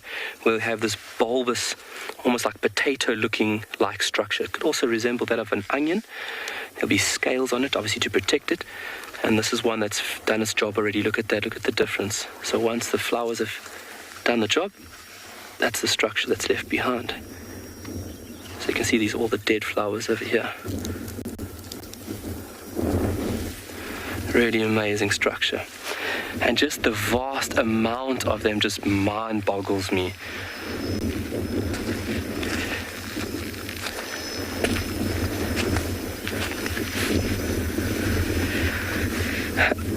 Bernie, do the squirrels ever dig up the bulbs? Squirrels, maybe. Porcupines, definitely. Porcupines have a very hardy stomach, from what I know, and they are able to consume these large bulbous structures underneath here. So we've got another plant called the Bushman poison bulb, which is very toxic, and I've seen porcupine relishing on those bulbous structures underground. So with these bulbs, they hold certain toxins. Look at the little wasp here. Oh, man. Oh, it's flown now. So with these, there it is. Look at that. Tiny little wasp. And even a little individual like this could be playing a massive role on flowers such as these over here. We have certain trees that occur in the mountains called Namakwa rock figs. And if you look at fig trees, they are interwoven with little wasps called fig wasps, which actually do all of their pollinating for the tree. I mean, that is minute for a wasp. That still has a stinger, it still will sting you. You've got a good view there, Dave? Yeah. Tiny. Closer if you can. There we go, Dave's asked me to move a bit closer. Well, and there he's gone. All these little things out at the moment. Just put it right to the lens. Oh, getting up close and personal. Okay. Tiny little wasp. So obviously even he could be playing a very important role into pollinating plants out here. But yeah, so porcupine, very hardy stomach, and that is one animal I know of that is able to utilize bulbs and underground rootstocks, which obviously possess toxins to deter animals from feeding with them, because it's a very expensive part of a plant, and you can't just have animals feeding on it. So you have to have certain compounds or alkaloids to deter these animals from feeding on that vital part of this beautiful plant. I mean, look at even the shape for me. Patterns of nature just mind boggle me. It's what I see. A lot of things in nature. Look at that there. Sure, it's beautiful. See, here's these wasps back again. There's two of them now. I think must be my cologne. It's quite a fuzzy little thing. Okay, we're going to observe this little guy for now. We're going to send you off to one of our colleagues, and we'll see you a little bit later.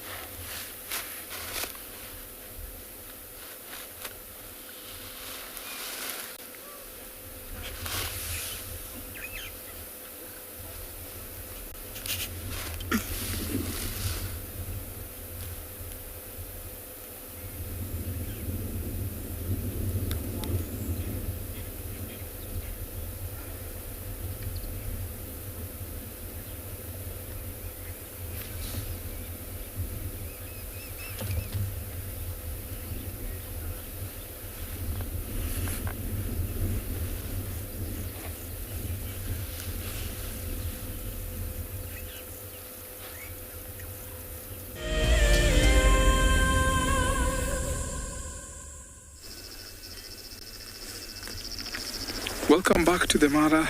We've come across a very small elephant herd, and you can see there's 3 bulls. There's about 4 bulls rather, but one is actually big. You see this big bull, and the elephant facing us, that's a young female. She's being courted by this big bull. They mated. We're just waiting for the second mate, and it's always nice when you see elephant in such a behavior. So this big bull here is actually what we were talking about earlier when it talked about mating, etiquette, and hierarchy. So we have about 3 young bulls who are accompanying this big bull. And because of respect in the battle herd, they have to respect the big bull. You can see he's not in mask. Not only that, elephant in mask are able to mate. So he's been courting her around, walking with her around, and at least the other young bulls will understand and actually have to pay him respect by keeping a distance.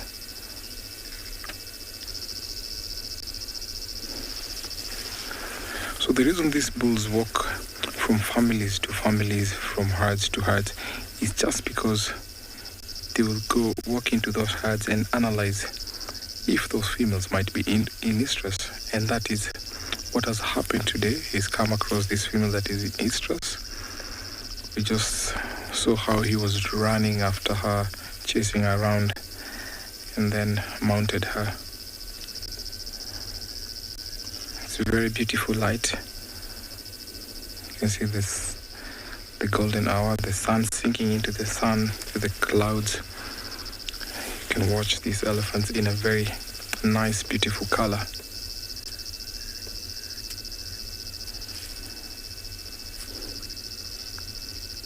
That cow looks like they're all in water and spraying water on his body. You can see his face is actually wet, and the back.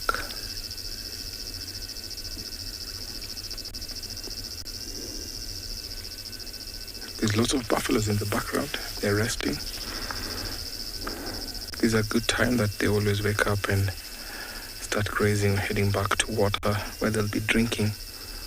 They always drink about twice a day, early in the morning or mid-morning and late afternoon.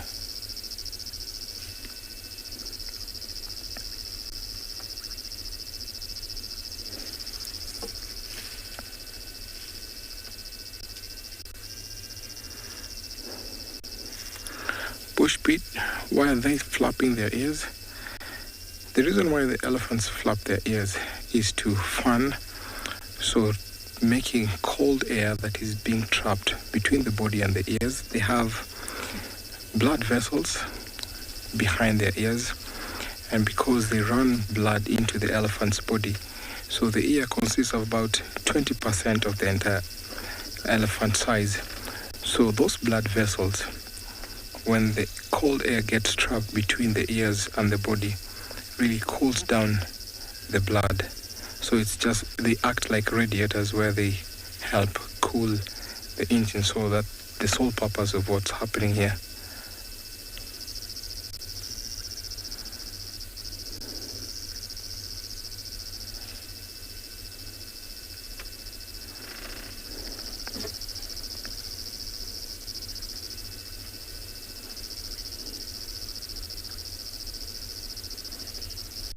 Valley, how far is this from the river? We are about 4 kilometers away from the river. So it's quite a distance from where we are. But you can see the forest line there. So there's no access actually on the forest edge. We have to go further upstream where at least there's an opening where we can access the river. So I would say it's about 4 kilometers away.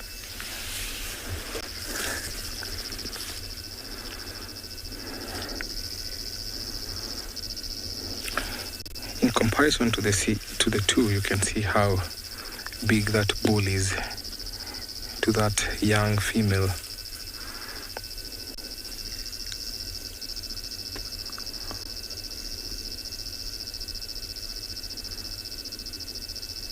So I would say it's a first time to come into estrus, so I'll put him around 8 to 10 years old. By looking just at the size difference in comparison to other females within the herd, so I just put her to be about 8 to 10 years.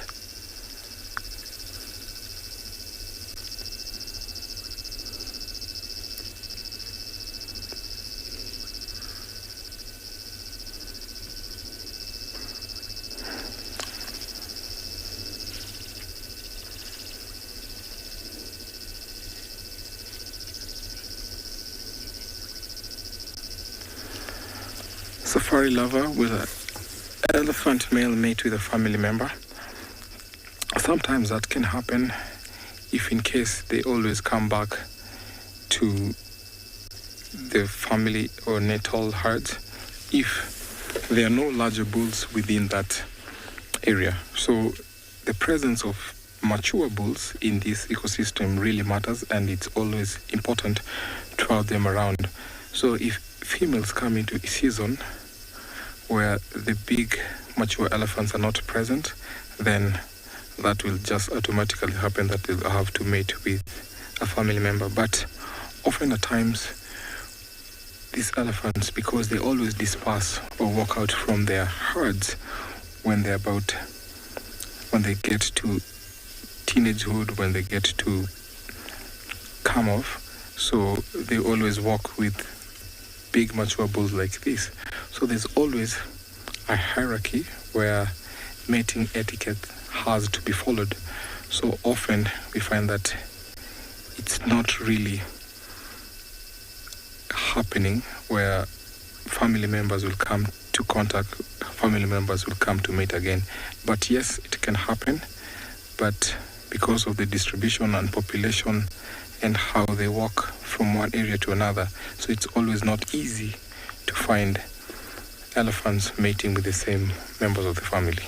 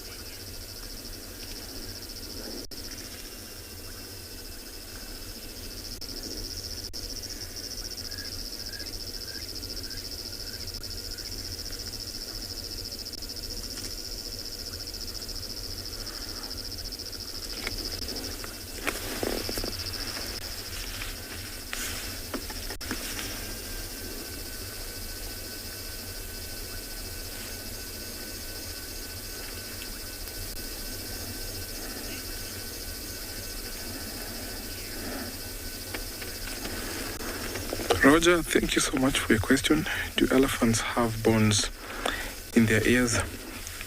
So the function of the ears, actually you can see how well that is adopted. So they have very thick outer margin that you might think that those are really bones, but the thick cartilage on the skin edge acts like bones. So they have very thick cartilage on the ears, not really bones.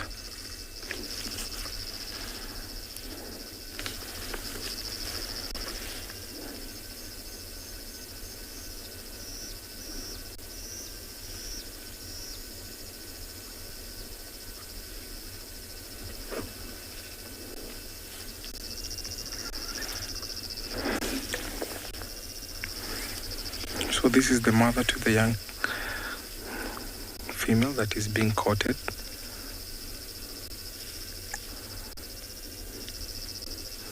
Like we were talking earlier, elephants will always come back to their natal herds, especially the bulls. So this young cow has come into season. I'm assuming it's her first time to come into season. So it's an advantage because there is no inbreeding when teenagers disperse from the natal herds. So this bull, of course, has come from a different family, and that is an advantage because it is really helpful to avoid that inbreeding.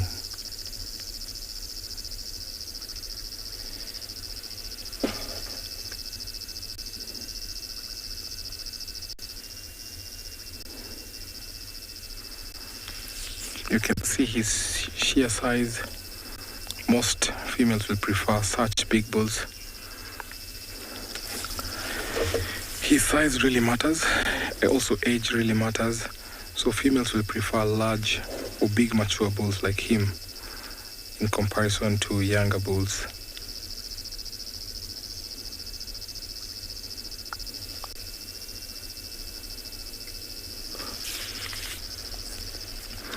He's slowly heading back, approaching that young female.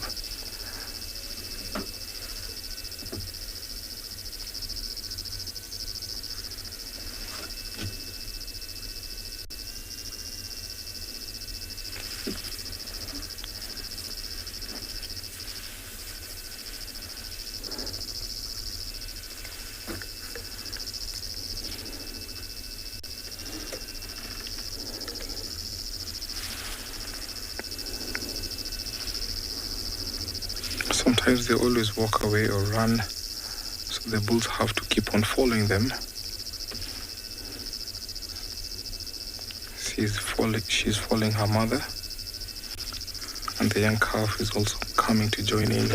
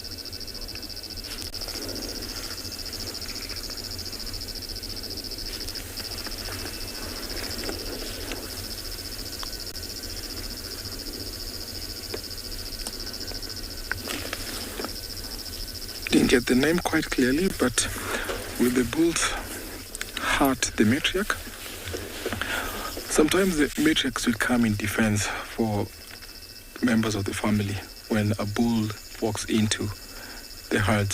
So sometimes there can be a confrontation, and because they have tusk, this tusk can inflict injuries and big wounds on those elephants. So not often that I've seen that happening, but yes, it can come to happen if there is a bit of a tussle between the two.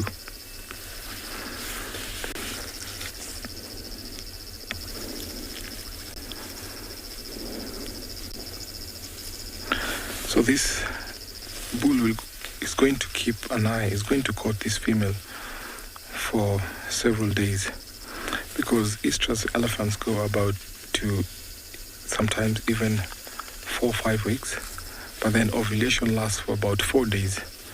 So it's going to be together for a little while.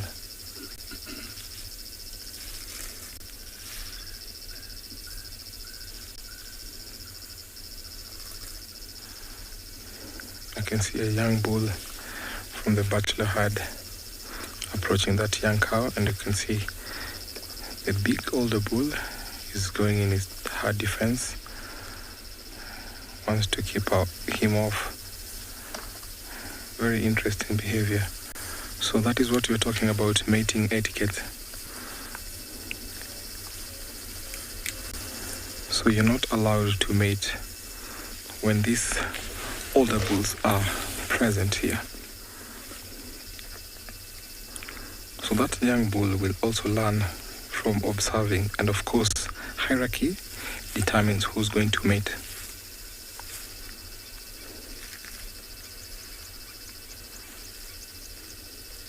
So in close association, the mating etiquette has to apply.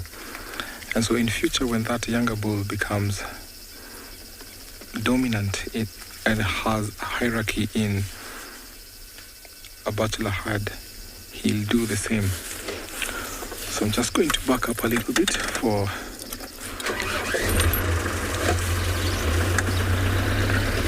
another view.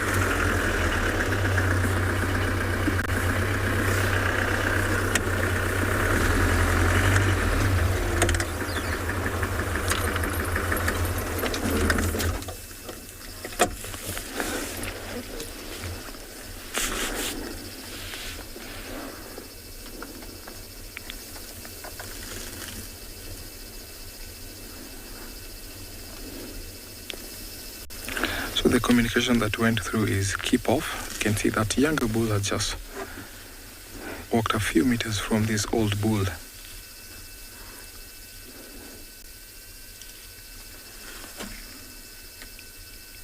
And in case a bigger bull to him will come, he'll also do the same. He'll respect and move off. And if he feels that he has the mating right, then they will also come into a fight.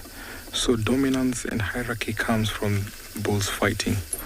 And sometimes that is the reason why we come across bulls with broken tusks. So they might have come into a fight for dominance. It's not easy to be a dominant bull. So you have to go all through those rite of passage, fighting, and also being submissive to these older bulls. And when your time comes, you'll also have to fight for your chance to mate with these females.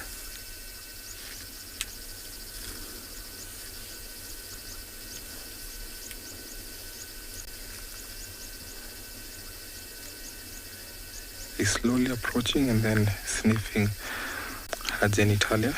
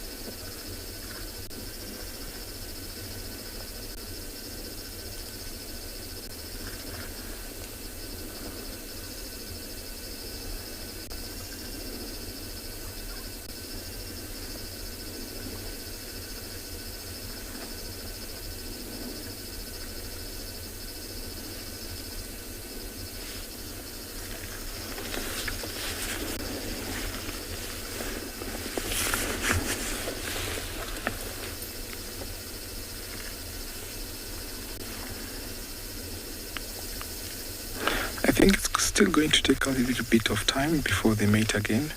So we're going to just keep an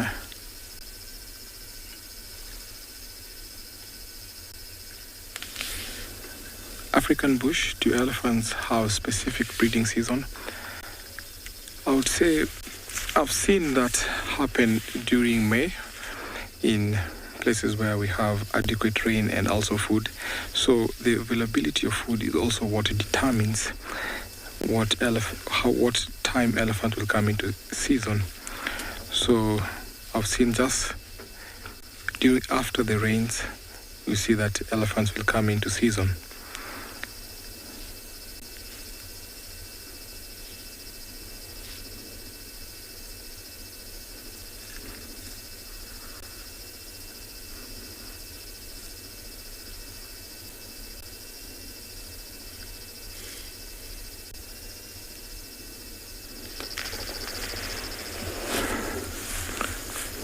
Seems like they're walking away from us. I'm going to change position again.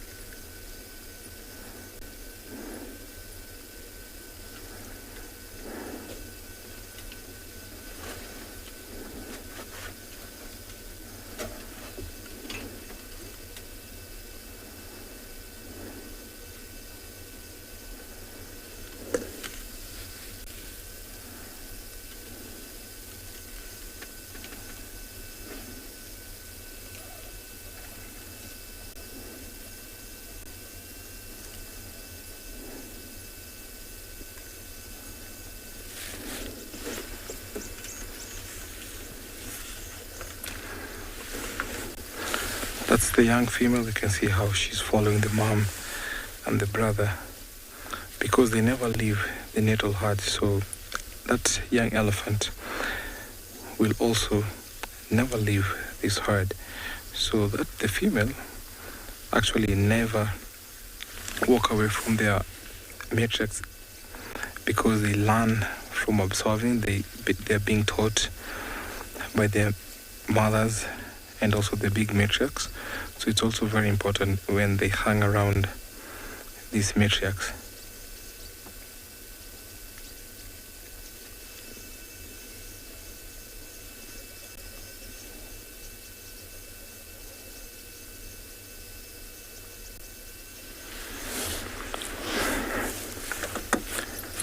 Seems like we're going to give way and keep on following these elephants.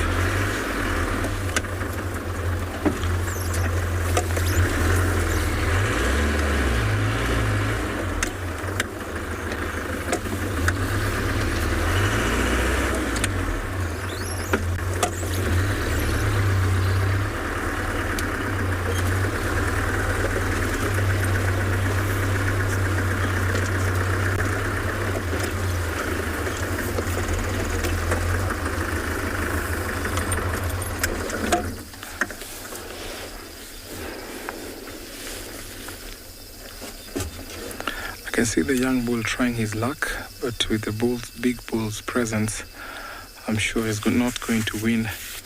He's not yet learned, and I'm sure he's just joined the bachelorhood. So he has a long way to learn from this old bull.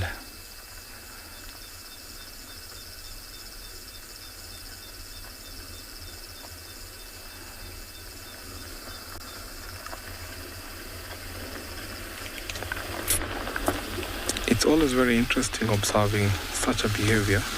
I'm still going to hang around these elephants as I take you over to another live location.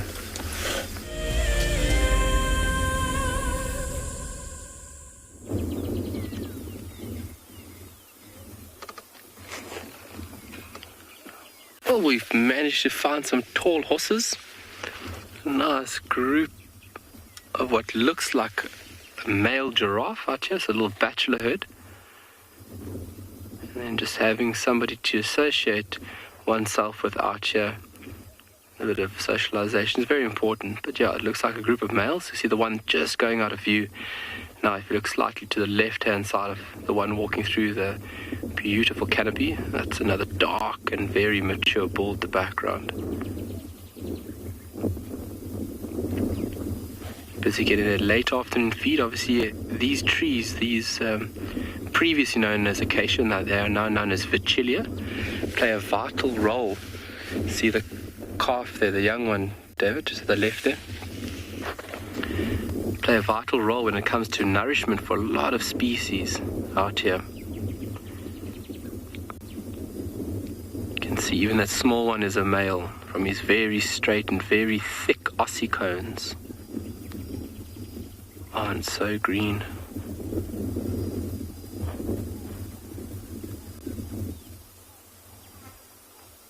You can even see the shape and structure of the head allows a giraffe to get in between all these very tricky bits of the tree.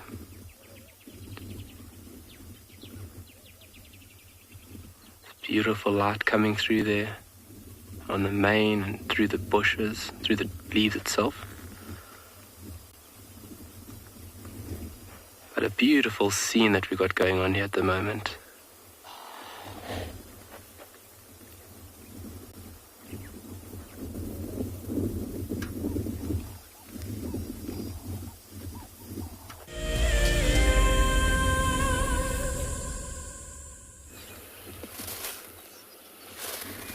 We are here at Chitwa Dam, and the elephants are having the time of their lives. I was so hoping to see elephants today. And they're splashing about, having a swim, having a drink. There's some little ones in there too. I'm just enjoying the sounds and sights. I want you to as well.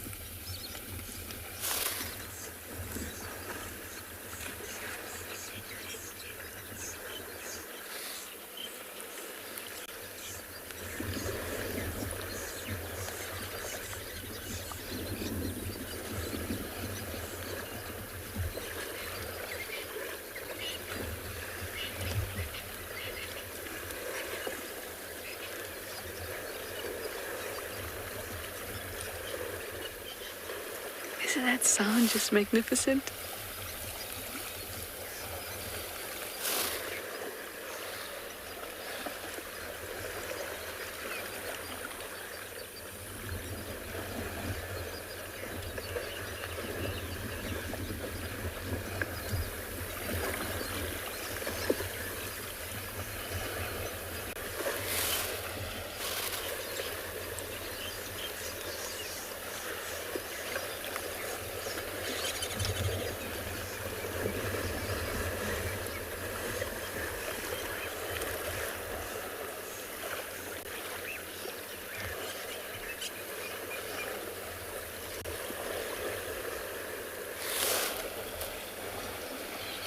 If it weren't for the hippos, the crocs, and the dung balls floating all over the water, it would be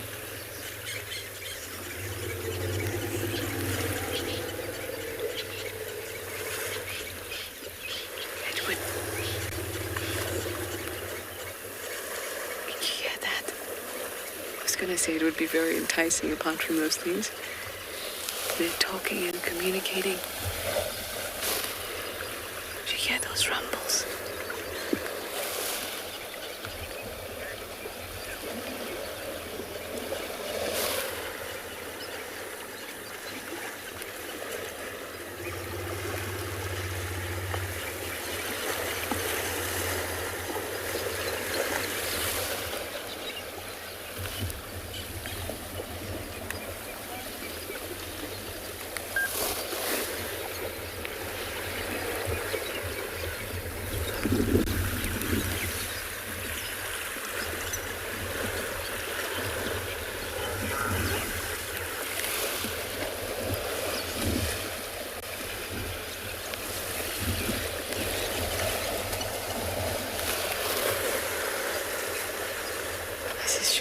magnificent.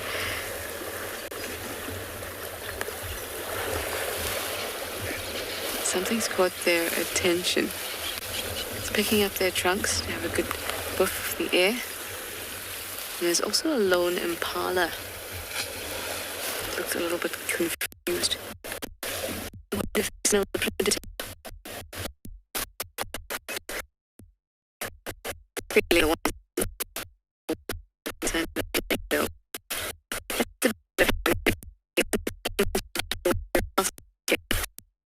Yeah, get on it.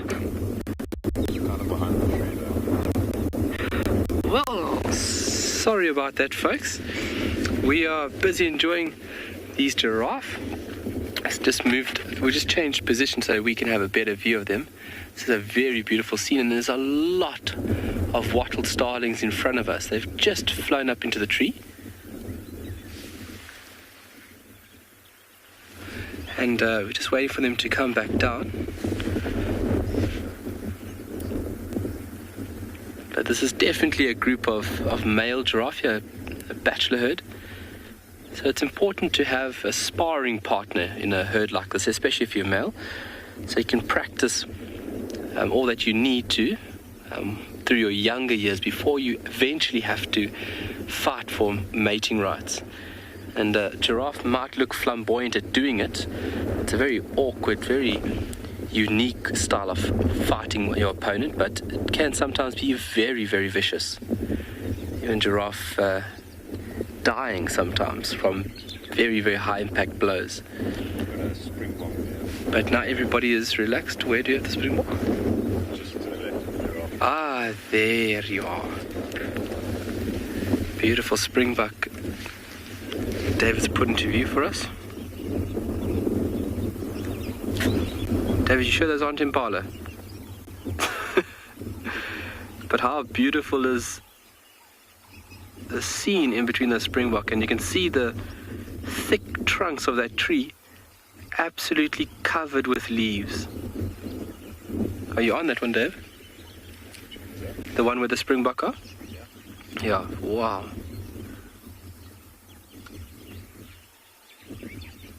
And everybody being drawn to this area from the nice lush grass that's found within this section. Just come through the pan as well, nothing much happening there. Where are these starlings? Making a noise in front of us.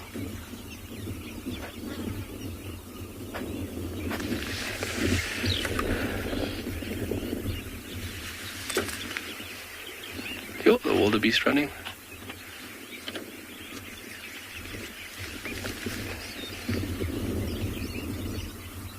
It really doesn't look like the Kalahari.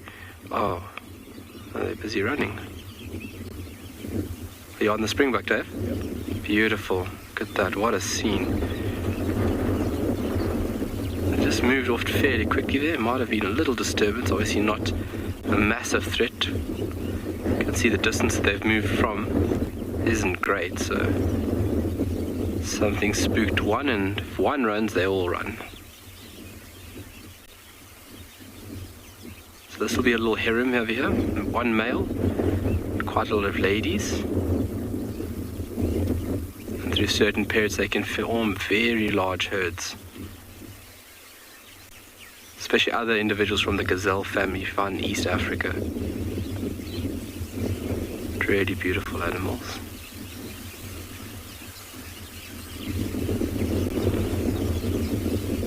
See the male busy moving around, sniffing.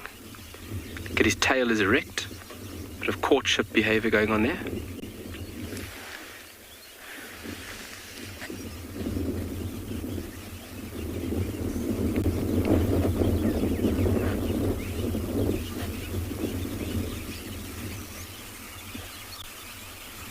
Yeah, the scene just doesn't look like we saw Tswalu 2 months ago. This area would have been barren, almost bare soil. And now you have this dominant ground cover. And this ground cover is very important to minimize on water loss, especially from the harsh Kalahari sun that we're starting to really push into the hotter times of summer.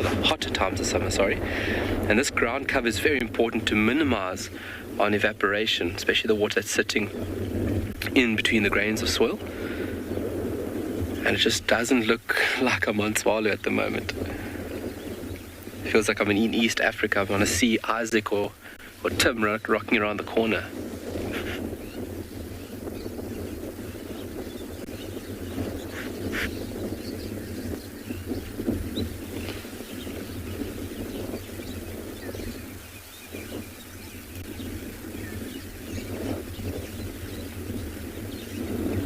So these males in this herd of giraffes still have a little way to go. They all look fairly young to eventually when they would need to fight for mating rights, but until then they'll stay in these loose aggressions, kind of have a bit of competition and a bit of company. One paying extremely high attention to us. Curiosity. Are very curious by nature. I've laughed a lot on safari because of giraffe.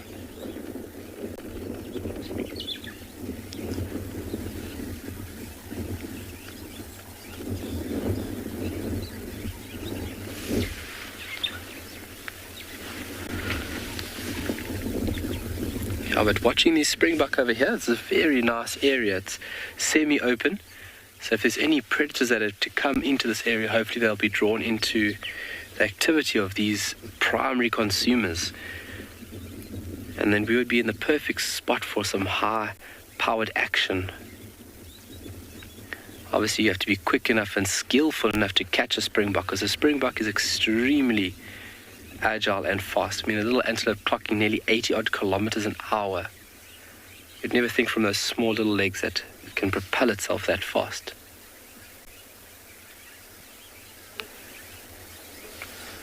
So we're looking around every bush, keeping our ears and eyes open for any signs.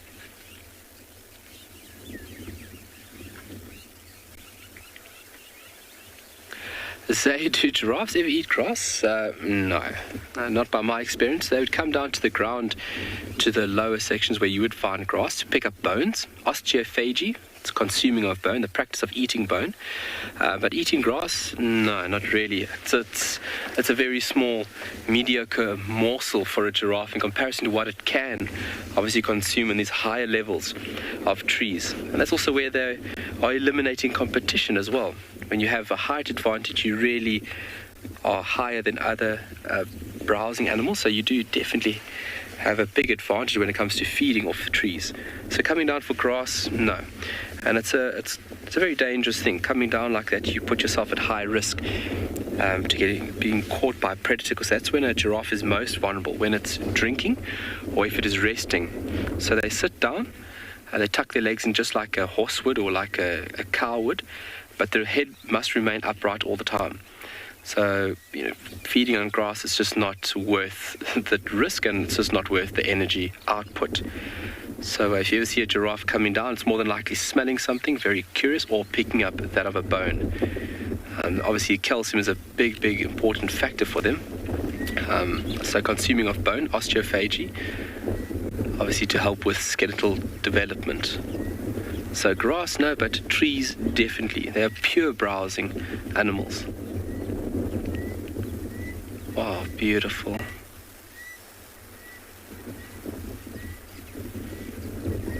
We've got a nice breeze coming from the west, just cooling us down. We're sitting in the shade of a very big and old camel thorn, watching these beautiful giraffe, the sounds of the birds around us, cool breeze, and then this fresh, very earthy smell mixed in with vegetation is quite prominent at the moment. I think this giraffe over here, David, is having a stare-off competition. See the individual behind is starting to browse there.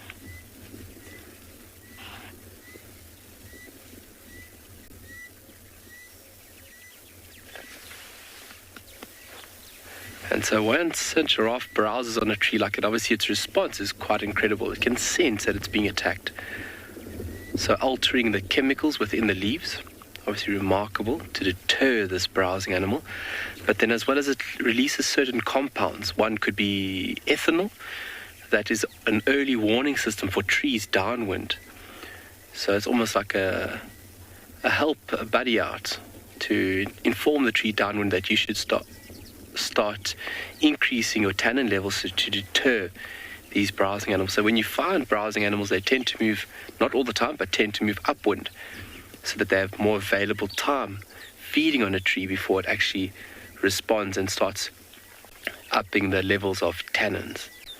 And tannins can really wreak havoc on the digestive system of animals. You can find animals through certain areas where you go through a drought where their tummies are full of vegetation and yet they die of starvation. And that's because of the tannins obviously not allowing the animal to absorb or extract nutrients from the matter itself. So a very, very important chemical used by trees. And the trees can even respond. So a browser, it responds in a certain manner. And then, for example, like insects, it can respond in another manner. So it can actually chop and change. It can respond to a specific attack. So that one of a hooved ungulate like this, or, for example, like I said, an insect, releasing a chemical that will attract a predator that would feed on that insect. I mean, trees are just remarkable things.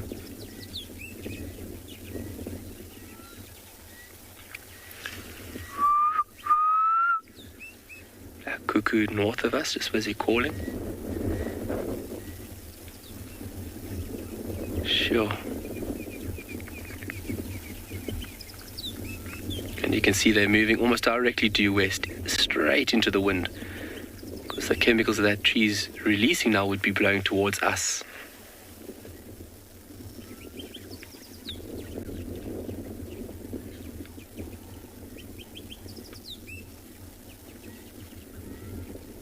It is so green. I can't get over how green it is.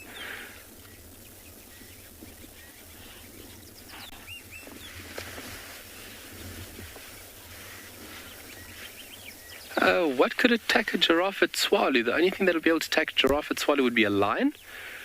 Our pack of hyena is a bit small and they really don't have the necessary skills at taking out a large hooved ungulate like this, but prides of lions, so the north or south pride that we have on Tswalu, would be able to utilize giraffe as a food source. It's obviously a very dangerous animal to hunt. If you just think about its sheer size, even when it comes to its hooves, I mean the hooves being about 15 centimeters long and can give quite a volatile blow from one of those hooves. The only animal that can kick in all directions, so it can kick backwards like a horse, and then it lashes its front hooves out to obviously a threat or a predator in front of it, so making it very dangerous. So they would have to chase the animal to where it loses its balance, so uneven terrain, to is where the animal would fall, and then they can obviously go around the airwaves, or setting it off balance by jumping on its hindquarters, obviously lashing into the hide with those strong claws, and then trying to set the animal off balance. But you'd need a few lions, 3, 4, and also the help of the big male. Obviously his weight and power is obviously needed. There's documentation of lions being very clever in the Kruger, chasing giraffe to roads that are tarred. And on the tar, obviously the animal loses its footing, and that's when the lions have the perfect opportunity. But once they've got the neck, there's no way of that animal getting away. Well, there is maybe a chance, but, lions definitely got the advantage there. It's quite a lumbersome activity getting up for a giraffe.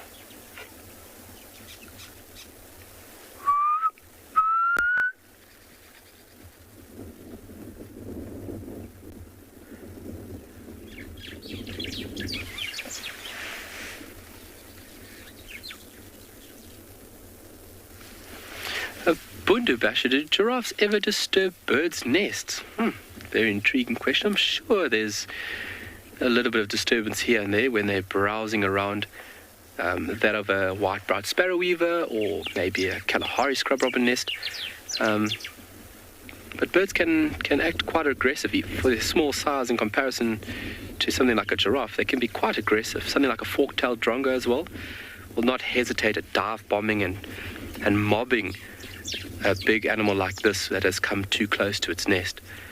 So not detrimentally affecting it, but I think there'd be some disturbance, and a bird would respond in a specific manner to try and deter. Because obviously you don't want those high-priced items that you put a lot of time and attention into to being disturbed or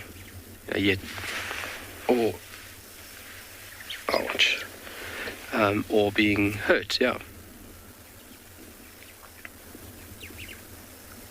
But these thorny trees provide a very safe haven for birds' nests. Obviously having the big spines, you have a lot of insect activity, especially ants. You find ants actually living on these trees and can be a big helping factor for the tree. So if a giraffe like this now comes and browses on a tree, you'd find ants actually rush up and actually bite the animal around the lips, because it's the ant's home. So the giraffe, by eating on the leaves, it's actually disturbing and destroying the ant's home. So it's a mutualistic relationship that these animals have with these wonderful organisms, living in harmony, which is quite incredible.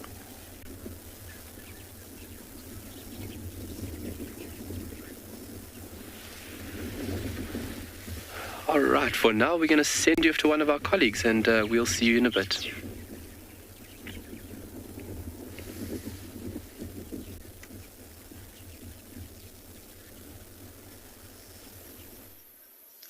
Welcome back to andBeyond Phinda Private Game Reserve. So we had to abandon our cheetah search, but we were lucky enough to have another ranger in the area, and they came across these two young lionesses. And what's quite exciting is, as you can see, their heads are up.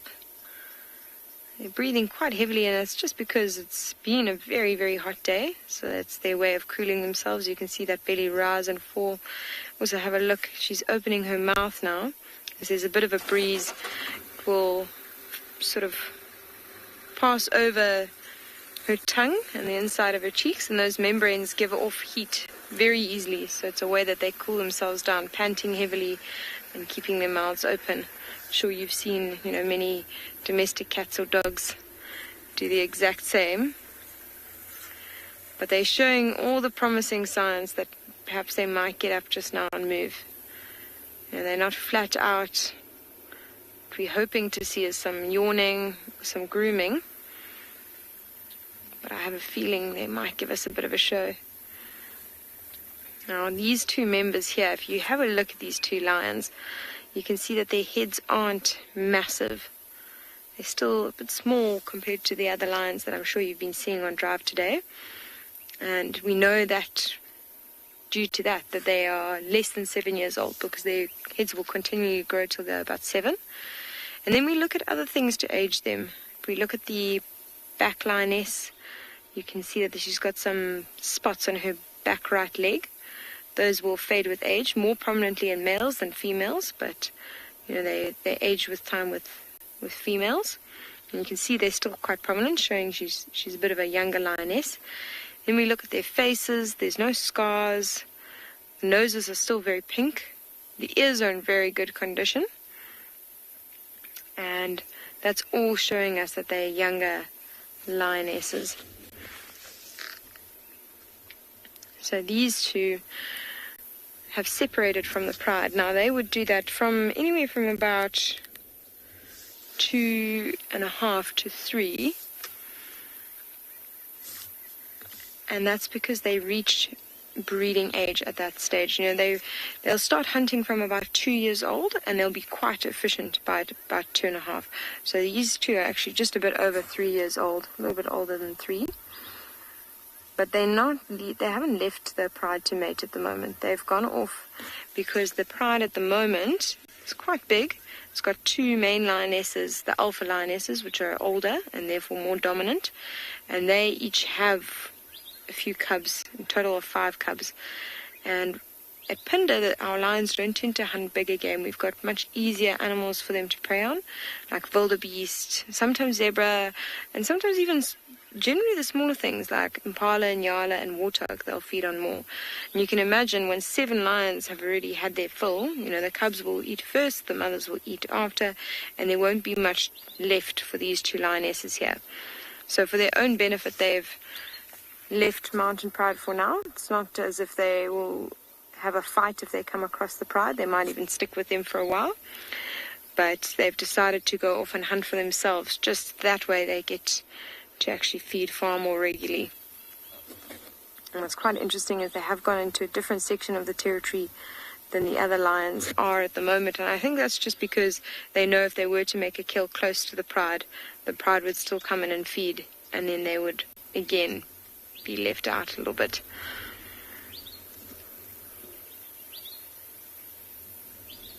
So that's what these two are doing right now.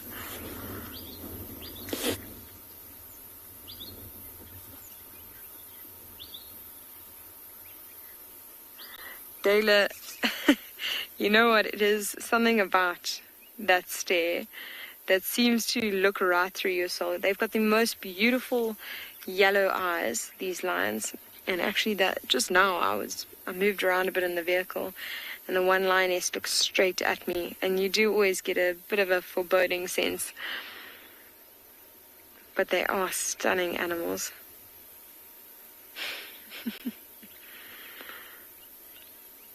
And they seem to actually be enjoying the fact that the sun's going down now. They've got this lovely breeze going over them. You can actually see, since we've been watching, it almost looks like their breathing's slowing down a little bit. It's starting to get nice and cool now. You can imagine how comfortable they are. They've got such a lovely sandy road, which I'm sure is really soft on their skin. They've got this lovely breeze.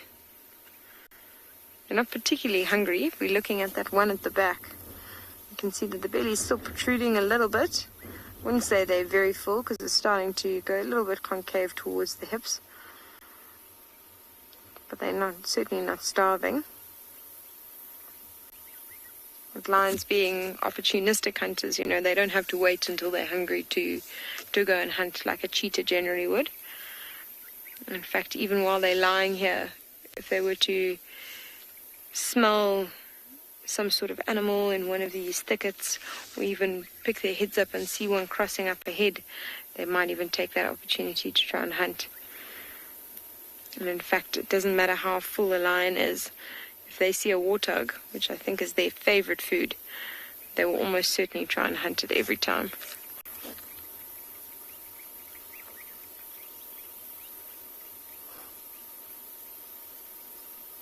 What's so sweet, I'm just having a look at this one in the front. As she exhales, you can see little patches of sand being blown out. She's just moved. See how big those paws are. Really big, impressive paws.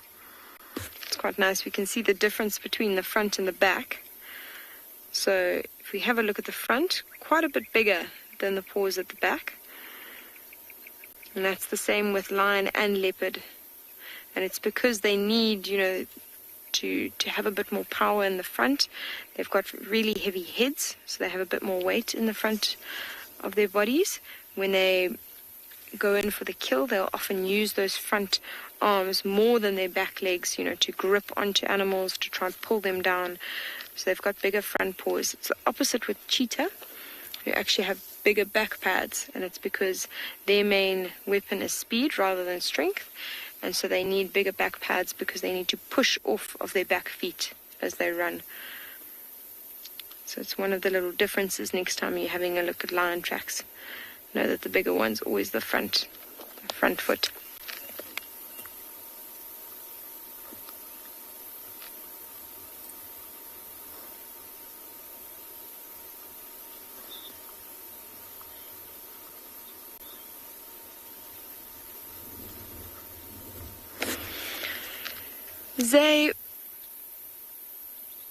I do love lion, I have to admit, and I always find it exciting to be with lion, especially when they're moving. A lion walking around is always, you never know what you're going to see because they are such opportunistic hunters.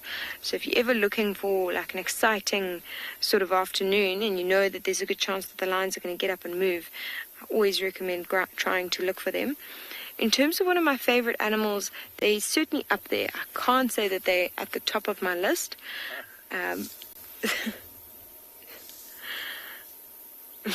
And my mom is going to be upset by that because I think her favorite animal is a lion.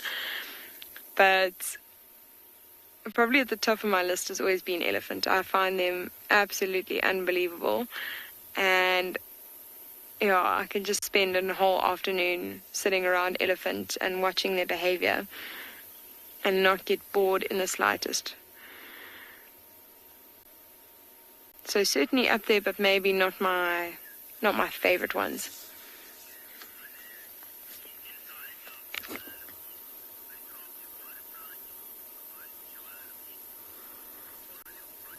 What is always interesting to note about lion, though, is if you can see that they just are so aware that they are at the top of the food chain.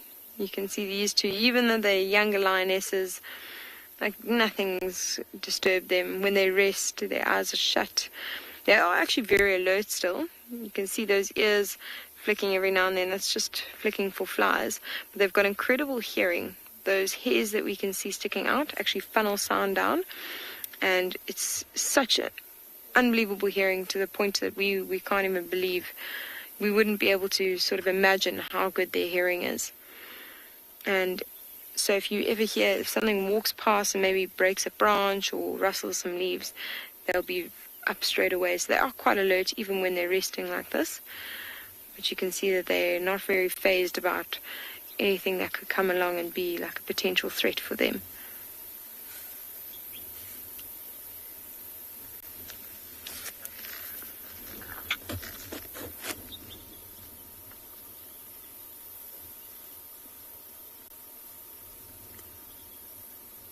It's quite interesting about the lioness at the back. If we zoom in a little bit, you can see that there's some scars there. So I think that might be from a few fights with the other lionesses over kills. Possibly after one of those fights is what led them to just sort of separate from the pride. So I think what we will do is we're going to stay with them for a little bit. They don't show any signs of movement right now, but I'm hoping as it gets cooler, they might get up and maybe try and hunt. So we're going to stick with them, and hopefully we'll see you again soon.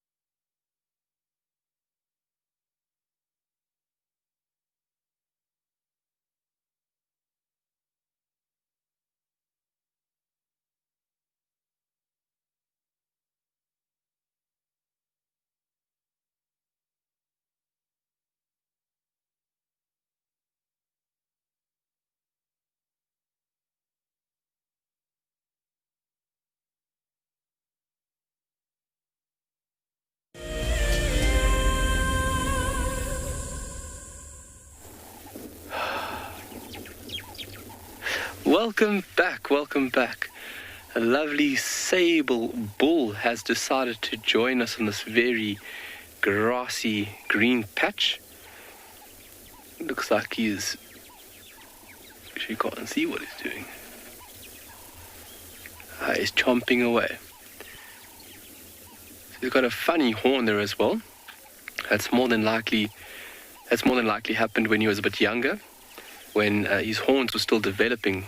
In the early stages, they can be pushed around and damaged, rubbing it in trees or fighting with an opponent, and that's where that horn might have been damaged through his younger years and has now grown so skew. It actually looks like a unicorn. Oh, this bird's getting close, David. We've got an African cuckoo calling behind us. It's a lifer for me as well. It's not too far. It actually sounds like it has come closer to us, which would be really nice if we could get a view of that bird. Oh, taking a little lie down. But what a magnificent animal. You can have deformities and variations in horns like that, especially from inbreeding, which is obviously not happening on Tswalu. When you have males breeding within the same group over and over and over, you start depleting the genetic value of the animal. And that's when you can have funny horn development like that there. But that is definitely from his younger years where that horn got damaged. He would be at a slight disadvantage when it comes to male-and-male competition. Maybe the ladies like him better. Looks different. That's what I want to believe. So what we were doing is we just repositioned from looking at that beautiful sable to this magnificent structure here on our left, where we were getting a bit of shade from a few minutes ago. I mean, just the shape of this structure here, the skeleton of an old camel thorn is just so beautiful. And so we've looked at these trees. They are very long-lived trees. They live hundreds of years old, or they can reach hundreds of years. And this is where this tree would have experienced a very, very dry period within Tswalu, or its roots not getting down deep enough, maybe obstruction like rocks. Obviously eliminating from tapping into this underground stored water, tabletop. Obviously, if you think about the porous value of the soil here, water doesn't sit on the soil for very long. So once we have big rains, that water just drops into the soil. And a couple of centimeters, you can dig a couple of centimeters and you'll find the moisture around the soil being quite high. And these larger trees like this with these extensive tap roots are able then to tap into this water that's stored there for longer periods of time. But then if you go through a few years, if you look at climate over a long period, you'll have dry and wet seasons. And it's where this tree would have experienced a dry season, or multiple at that, and where it just didn't get enough and unfortunately died. But its skeleton still will remain now for a good period thereafter. Not only good to look at, but you could find a lot of animals seeking refuge, from insects and reptiles, birds, all seeking refuge or making homes within this beautiful structure.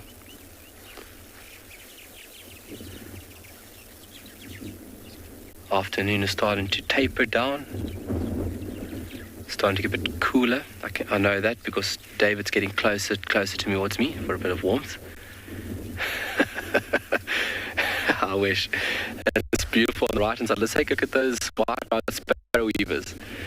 Lovely structures. And beautifully positioned on the western side, obviously to catch that late afternoon sunlight, just to warm up those nests. So it's one of many, many, many colonies that we would have through Tswalu, and Tswalu's been doing amazing research on these birds. And we've uncovered some tantalizing things about them. How they disperse, their breeding behavior, their song, courtship. Very unique birds, and this specific colony will be territorial, vigorously territorial, around a certain circumference around this tree for obviously the resources. So as a group, they'll actively defend, but then very uniquely, only one pair within this group will actively breed. The alpha male and female, which would be the larger individuals out of this group. Ouch, you just stung me, little wasp. Which would be the larger individuals out of this group.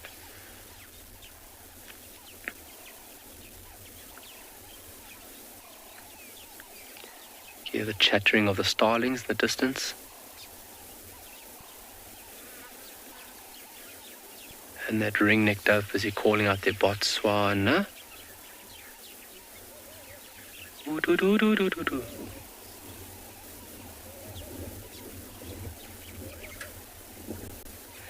But yeah, using fairly thickish parts of grass to create those wonderful nests, and very easy to recognize them from their very messy appearance.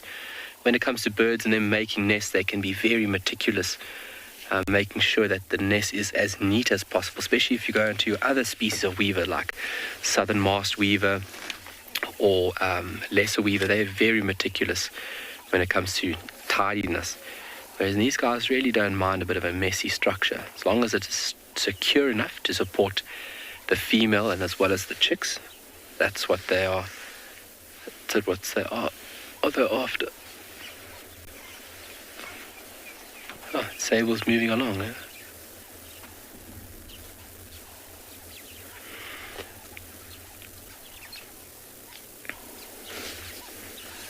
So these bulls that you find here in Tswalu, these sable bulls, are territorial. So obviously having a territory is a very efficient way on how you're ensuring your safety. Because if you are being territorial, that means you are protecting valuable resources found within this area. So having availability like that ensures the safety and also your strength through the leaner times. Some animals are very territorial and some animals don't display any territorial behavior whatsoever. They'll just have a home range that they'll move through. But these guys, the sable, are territorial, and obviously... But there's a mongoose behind us, Dad. Oh no, he's gone, sorry, he's gone. So of the resources, obviously very, very important, but then also access to females.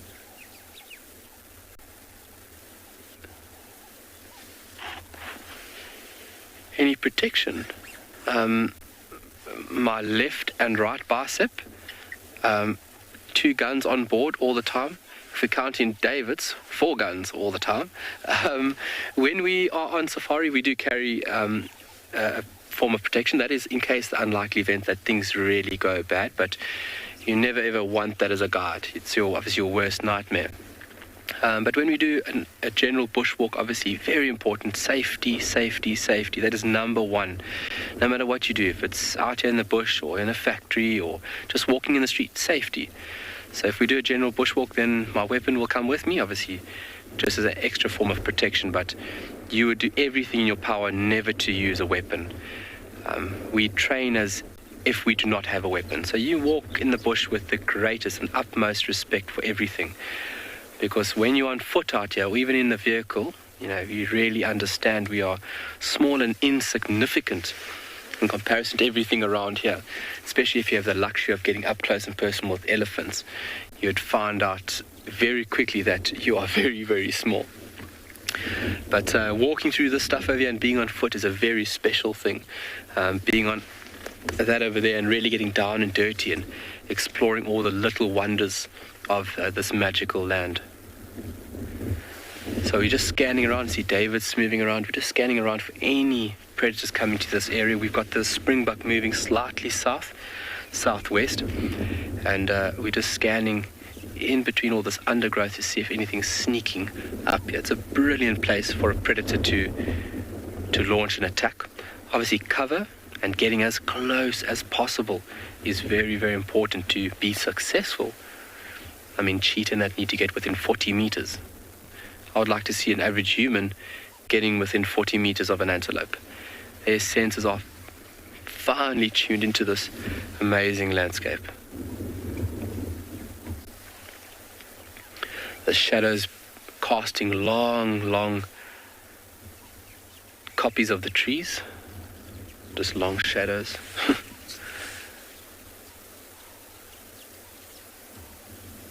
It looks like lush kikuyu grass that you would find on front of somebody's lawn. It's so green. And that's my favorite color, so I'm in awe right now with this color around us.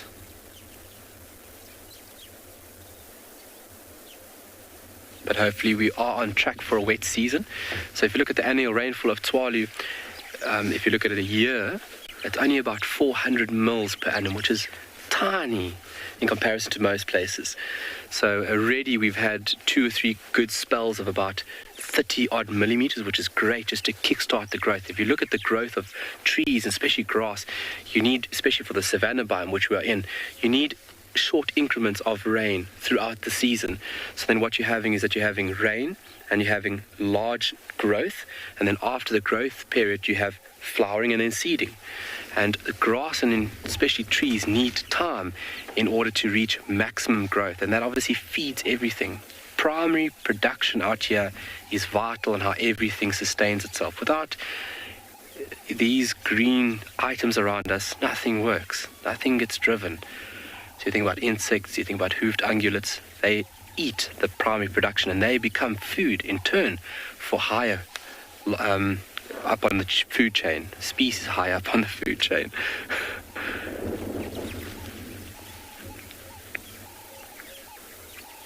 Yeah, that cuckoo has come closer.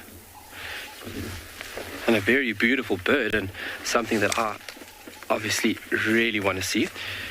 So I can just hear it calling the distance, and I'm just going to whip out my book quickly to show you who is calling. So when it comes to birds, I will go to great lengths to go and find it. So the call, and if you look at bird calls obviously a very important tool for guides in order to find birds, especially recognition. Some species can become quite tricky to ID, and using calls is a very efficient tool for me to find and then ID birds, if I can find it in the book first. There we go. All right, so if you look at cuckoos, a very diverse family, and if you think about these birds, it's quite remarkable in where they find a suitable nest site. So you'll find some of these species have multiple hosts. Some have one host, that is it. And it's coming even closer. So the bird that's making the call at the background is this guy over here, African cuckoo. And you'll find that this individual will actually go and search of a specific nest, being that of an African cuckoo. And what it does is it actually actively lays its egg within the nest of the host and then flies away. And it's very, very efficient, so that you don't have to expend any time and energy in creating this beautiful structure and then concealing the nest first and foremost, and protecting it. So if you can just lay your egg and go, it's efficient so that you can carry on doing what you're doing, or what you need to do, sorry. Welcome back. Sorry about that. Seems that there's been some difficulties with Tswalu's signal, but as you know, we out in the African wild, and these things do happen.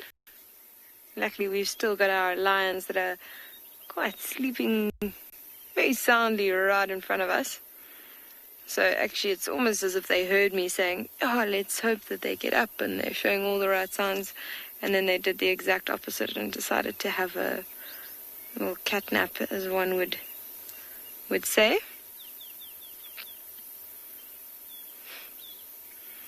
It's so sweet, you know, the way they posed. If you ever look at the one in the front with their paws right underneath her chin, they just look so sort of serene and completely harmless in this picture. But believe me, they are not.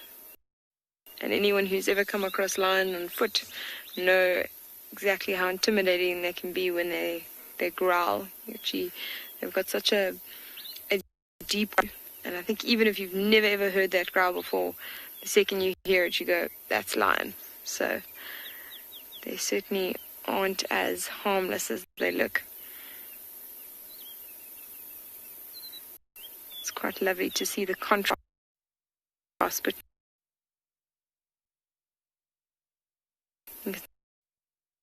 that does blend in really well with sort of dried out grass. And then you can have a look at the one at the back. You can see it's quite light by the belly and by the legs, and that's often what we spot when we're looking for lion. You know, if they're lying on their sides, the belly sort of gives them away. It's the most prominent feature that we look out for. So whenever you're on the hunt for lions, looking out for them and trying to spot them on your safari, you always try and find that little bit of something that shines a little bit too light, you know, stands out from the grass. And that's often the bellies of these lions.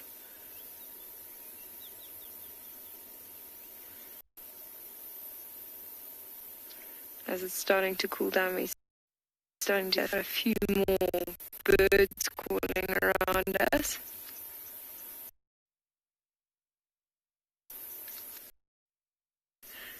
A few of the insects starting as well. I think I even hear some frogs in the distance. There's probably some puddles of water left over from our last rains.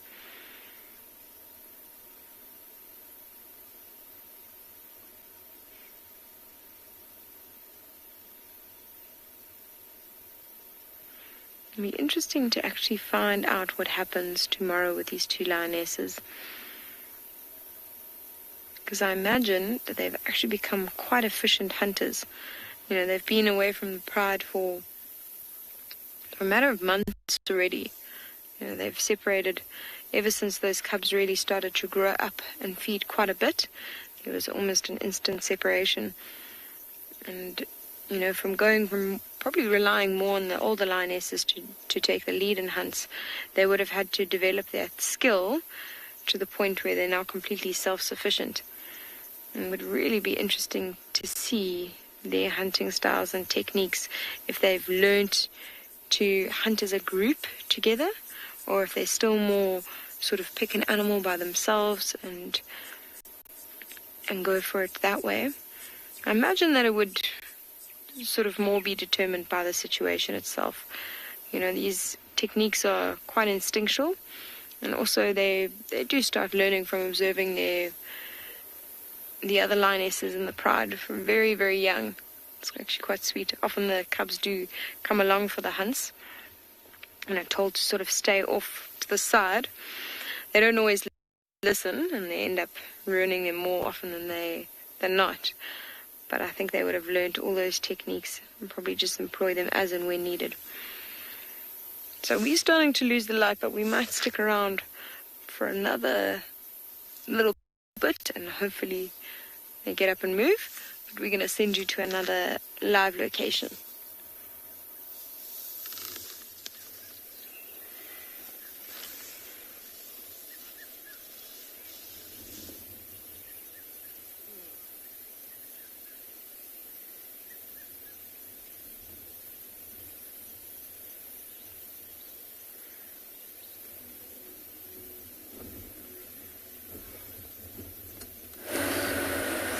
Oh, that sounds like a good idea.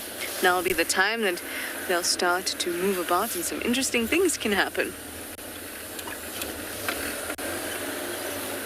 So I've got the spotlight out, as you can see, and I'm looking for any eyes in the darkness. Now the light will reflect from the tapetum lucidum, which is a layer of cells at the back of the retina that allows the animal, whichever animal, to see better in the dark, and allows me to see them.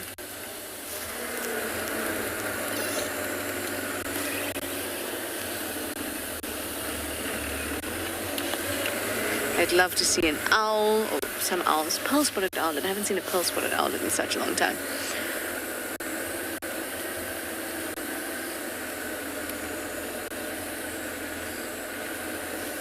There's an eerie feel to the evening tonight. I quite like it.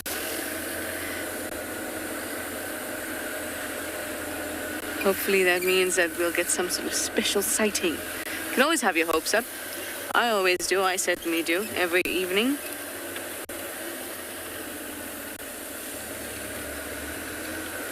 Mrs. Lapwing, you'd like to know if we get resurrection flowers in South Africa. I must admit to you, Mrs. Lapwing, that I misheard that question at first, but I'll let you think about the rest. Do we get resurrection flowers in South Africa? I don't know about resurrection flowers, but we do get resurrection plants in certain desert areas of southern Africa, at least. But I'm not sure about South Africa. There's a scrub hare here.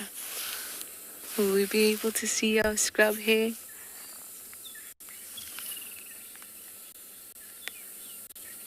Hello, Scrubby.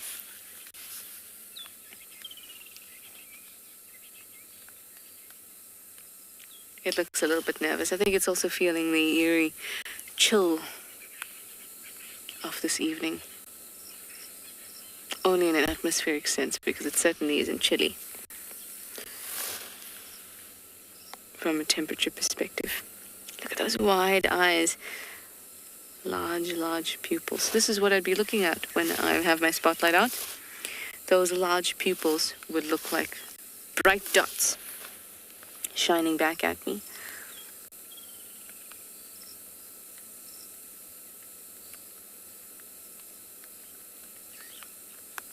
You can see the blood vessels in the ears very close to the thin skin, so it can transfer heat,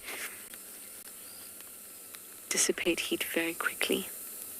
Important when you're jumping around in a high energy animal in Africa.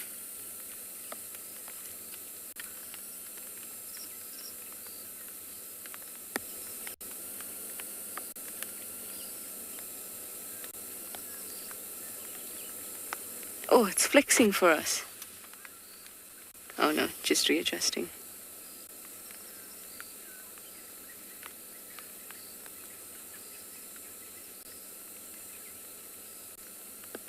I think this is a good sign.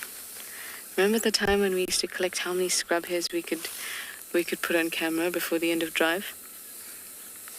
We should try that, although I have no competitor. But usually I find a chameleon when I find scrub hairs. So I hope that will be the case.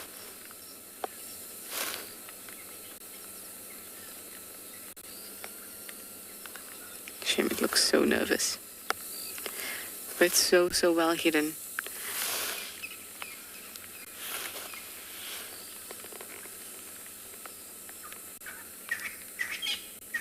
Hi, Mariline. You'd like to know if there's a chance of seeing bush babies in the trees? Absolutely.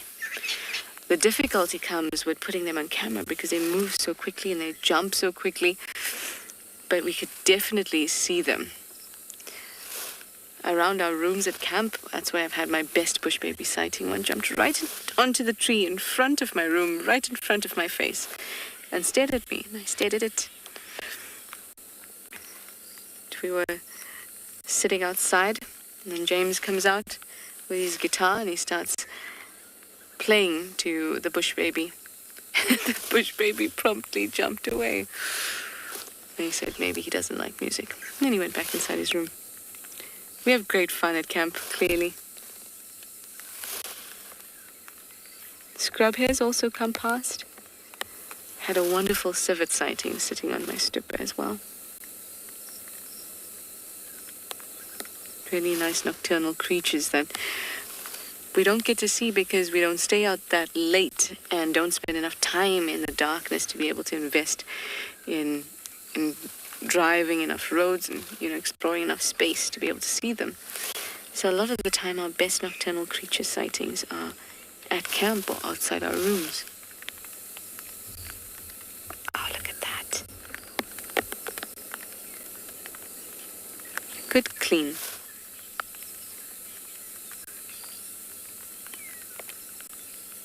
Sure you can hear the rain starting to fall again.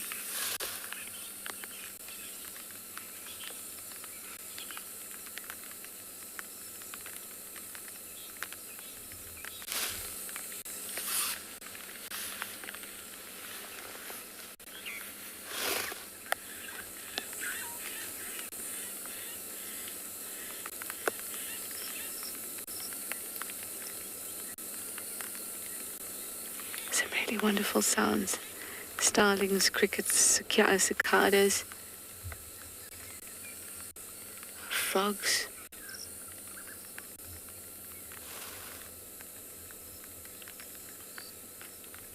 It's the evening chorus.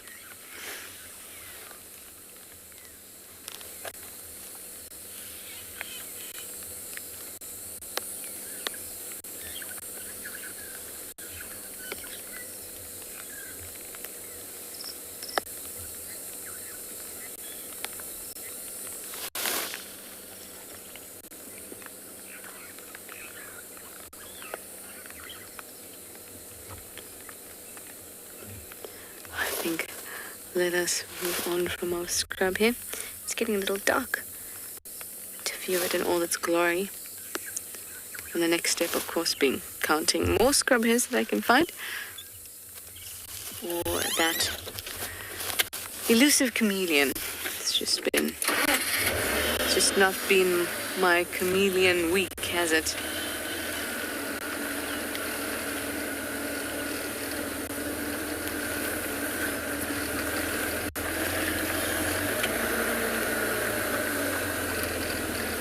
I have good luck with them on Twin Dams Road, I think. And I'm on Twin Dams Road. But these things change. You tend to find it or look for a pattern. Oh, I've always seen them here, so they must be here. But in fact, they could be anywhere.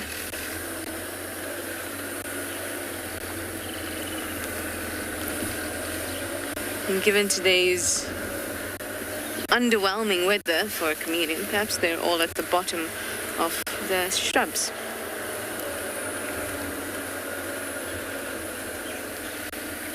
Counting stars, that's an interesting question. You'd like to know if animals can be born with a cognitive impairment like humans can. I'm sure they could. I mean, I don't know because it's a difficult thing to measure. We come down to that again because it's easy to comment on it, but can we actually measure it? Like emotion and things like that. So I'm sure there is, and I'm sure that they can be born that way because there are certain things that are quite standard when it comes to mammals or animals, but mostly we want to talk about certain groups, so let's just talk about mammals. For example, 2 forelimbs and 2 hind limbs, having a head, a body plan. That's quite a standard thing. Why should anything have to have the same body plan? Anyway, nervous system and things like that, those also cover a similar standard across mammals. So if we as a mammal can have a cognitive impairment, whether that is something that is genetic, whether it is something that is developmental, because a lot of that happens during the development of a fetus, I'm quite sure that animals can or mammals can experience the same. When it comes to genetics, though, it can be different because we don't share a large part of genetic code with lots of mammals. There's only a few that we share a really strong amount of our code with.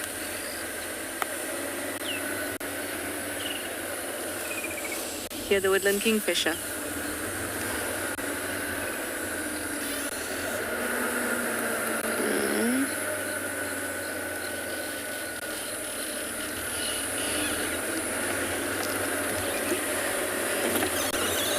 Puff adder.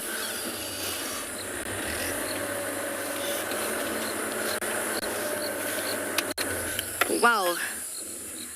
It's been some time since I last saw one of those.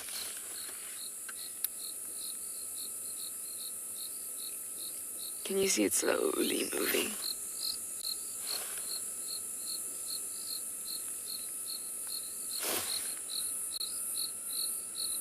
There's a polar spotted owlet calling in the background too. Look at it. Yes, snakes still give me a bit of a although I love them and I'll touch them, but when I see them, they still give me a bit of a feeling, you know.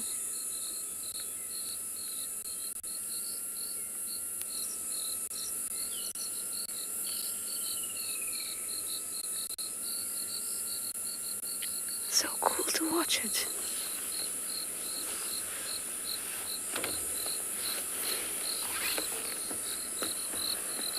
You can see it's also got the eye shine I was telling you about.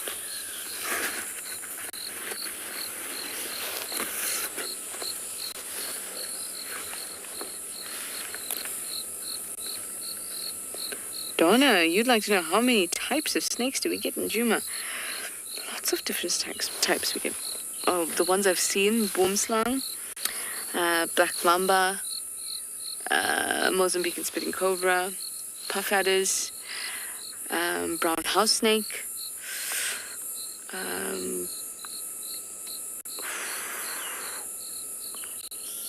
western yellow-bellied sand snake, and I'm sure more python.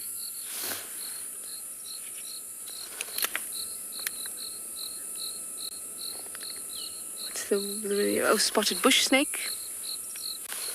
That's the one.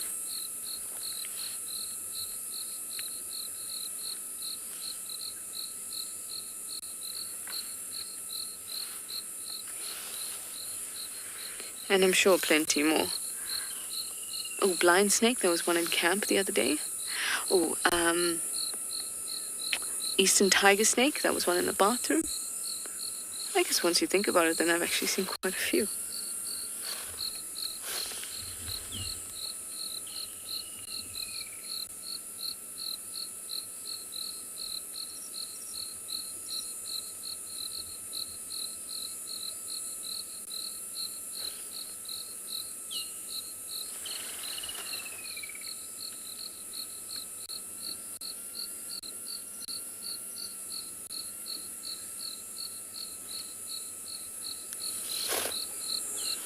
There it goes, fading into the darkness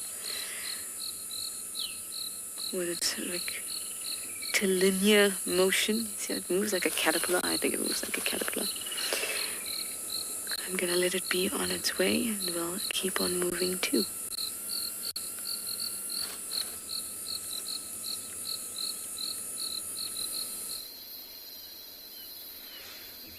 Unbelievable that you all just got to watch a puff adder.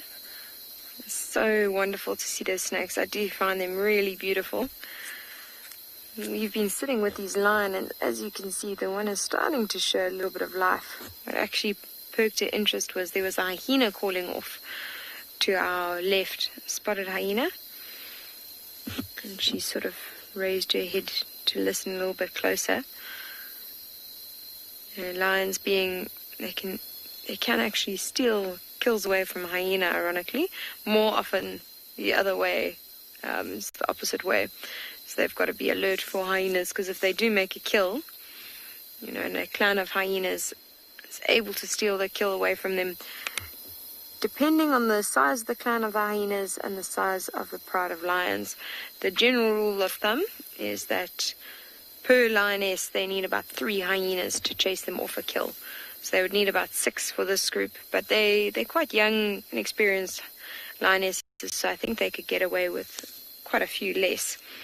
And also what we've seen the hyenas do at Phinda, which is quite interesting, is that we have very small clans of hyena here, so they actually do hunt more than scavenge, because they very seldom have the numbers to actually, sort of scavenge a kill.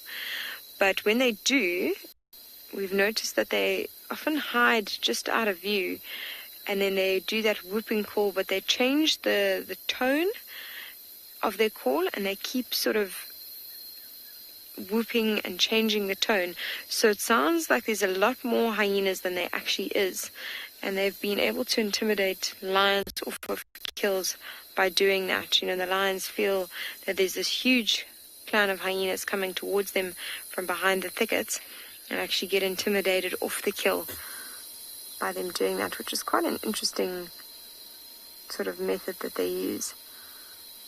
You can see that she's not too concerned about the hyena being close, because there's really nothing that the hyena will do for them or to them at the moment, because they don't have a kill. So, there's no competition between them and the hyena.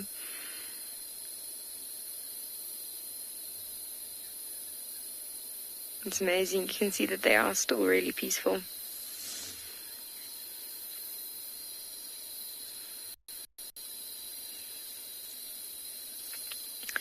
Tankat, the more time you spend with lions, the more similarities you actually do see with your domestic cats. I mean, so many so that the behavior is almost identical, from the looks they give you to the way they lie down, even to the way they go into their stalking position. If you've ever seen your cats stalk a mouse or something, very, very similar, and that quick change of behavior as well.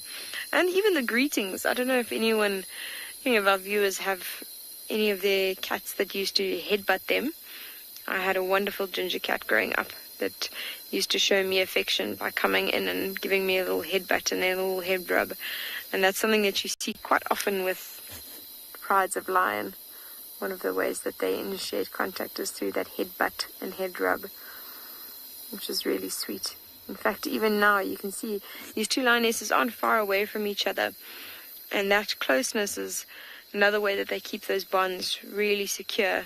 You know, you'll see any animals that rely quite heavily on another, you often see them initiate contact like that, or when they sleep, they lie very close together, you know, often touching. You see it with prides of lion, you'll see it with packs of wild dogs, and you see it with a lot of mothers and their cubs, and that's just keeping that bond strong. You can hear that crested guinea fowl starting to call off, crested francolin starting to call off to our right. And that's one of my favorite sounds of the evening. Often, you know, just after the sun sets, you'll start hearing that call. You can also hear the cicadas. We listen closely there.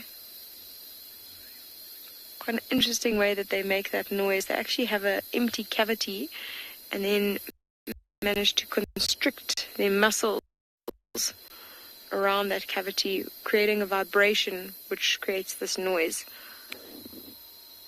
And some of them can be unbelievably loud.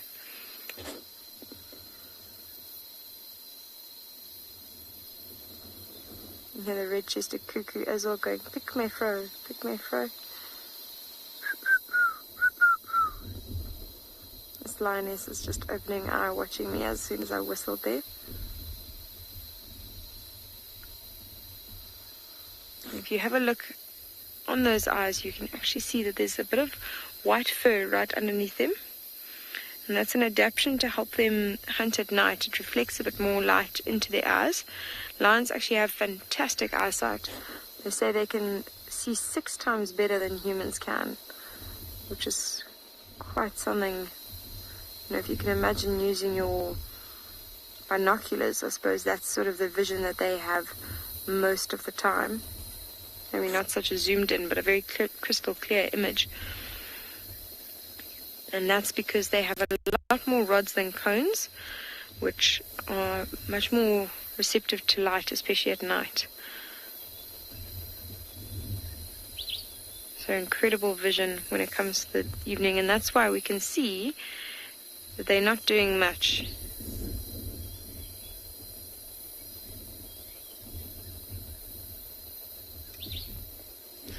Zay, thank you for your question. That's quite interesting. So the male lions do have manes around their necks, and that's to protect their necks when they have a territorial battle.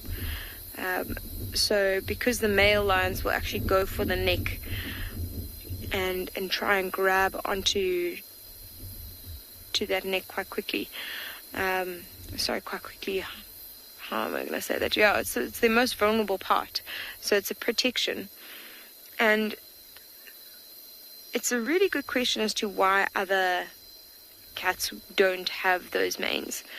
And while I'm thinking about it, it must be due to sort of the social dynamic of lions that differ. Because if we think about tigers and leopards, you know, they hunt by themselves. They'll have a territory, and they have only themselves to rely on for their hunting, and they're very reliant on their camouflage when it comes to hunting. You know, the leopard and tiger have amazing camouflage in those sort of thicker areas, and you can imagine that mane would really break that camouflage and affect their hunting quite significantly, which is very different with lion. You know, males, while they can hunt by themselves, the females do tend to do more of the hunting because they are actually better camouflaged, and it's easy for males to steal kills from them.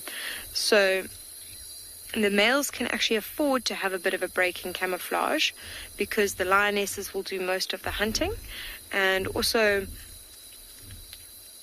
they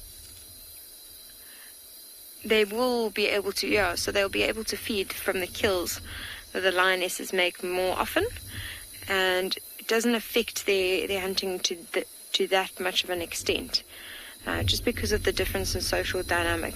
So I think that's the main difference, is they're less reliant on their camouflage than the other cats, and therefore can sort of afford to have that little added protection. I'm just looking at the sky up ahead. Sorry, I lost my train of thought there because I saw a bolt of lightning, and that's really exciting. One of the best things about this time of year is that we get these beautiful thunderstorms. In fact, you can actually see that one lioness has picked up her head. I don't know if she heard something else or if it was more the storm that's also caught her attention. But I'm really hoping we get a massive thunderstorm rolling in, because there's nothing quite like it. An African thunderstorm late at night. You know, there's all these claps of lightning and thunder, and especially in the African wild, it's just one of my favorite things. Now, we're losing the white light quite rapidly, and I think these lionesses, what they're doing is they're waiting for it to actually get quite a bit darker, because that's when they're going to have their best chance of hunting. It's when they can use their eyesight to their best advantage, and then they can also, be a bit more hidden from prey. So we're going to leave them, and we're going to head back to the lodge before we get caught in this thunderstorm, and we'll see you tomorrow morning.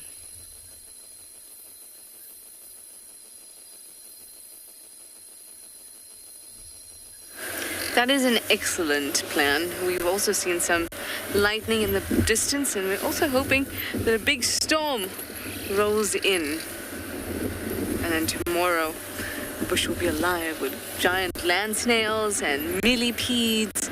Oh, I was meant to tell you that yesterday I found a whole lot of alates in my hair and clothing and car, but they're out, or at least some of them are. Alates are the reproductive caste of termites.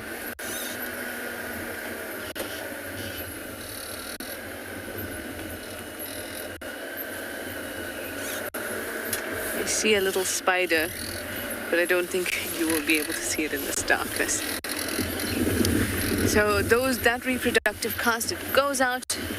It's the only one born with the wings, so it can fly. And that's why those wings are quite flimsy.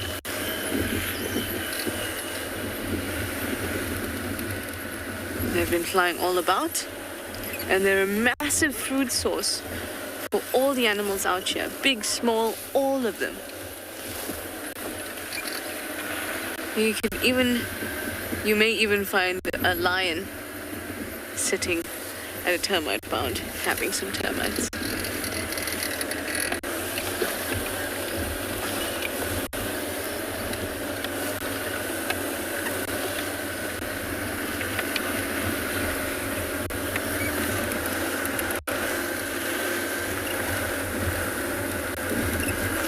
Daya, you would like to know if snakes explode if they eat too much.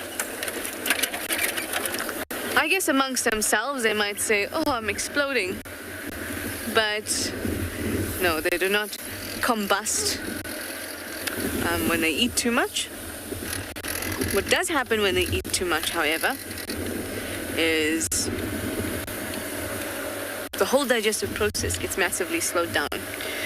So you know that snakes are reptiles, which means that in order for their metabolism to operate efficiently, they need to be at a good temperature. Now, if they eat too much, a similar thing can happen as when it's maybe too cold to digest their food. So the metabolic process slows down so much because so much energy is being used to digest that they can actually have to vomit up partially digested food, which I'm sure is not a pretty sight. They'll get very, very sluggish. Already when they eat, they are very sluggish. When they overeat, the whole metabolic system gets thrown off. Let it also be said that it's very difficult for a snake to overeat unless it's being overfed by a person who keeps a snake as a pet, because out in the wild, they are not getting regularly fed, and their body is adjusted to a wild lifestyle, not a lifestyle where they are expecting food several times in the day. I see all our herbivores on that side of quarantine, so let's go over on that side.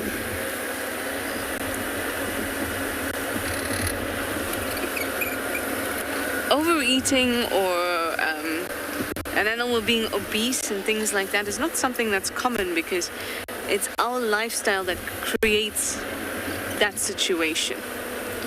And other animals besides us have not created such a lifestyle.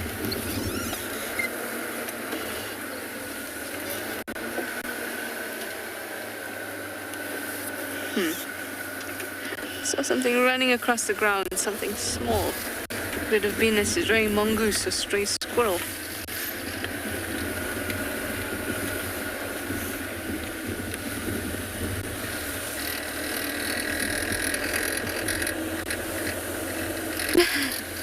Stuck in bed, you'd like to know what I'm excited to see tomorrow? Just excited to see things. Doesn't have to be anything in particular. Stuck in bed, I like all things. Although I feel like I've been missing out on pearl-spotted owlets. I've been thinking about them today. Or barred owlets. Giant African land snails, I really want to see some of them. I haven't seen too many bats. We saw one fly over us. But I'd like to see some bats. Those elephants that we had at the Chitwa Dam, that we're having a really good time. I want to have more of those sightings.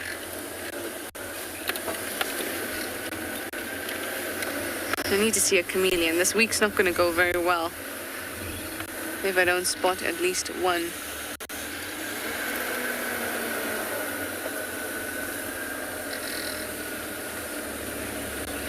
What would you like to see tomorrow, Stuck in Bed? I'd love to see a bush baby. Oh, you know what? Let's just throw a porcupine on there for the evening if I'm out. Whole lot of things. I'm sure all of you, the more you experience these safaris and you grow your appreciation and knowledge for all things wild and natural,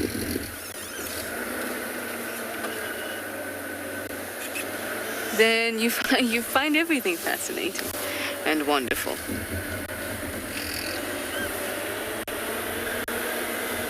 Alas, I think I may be dethroned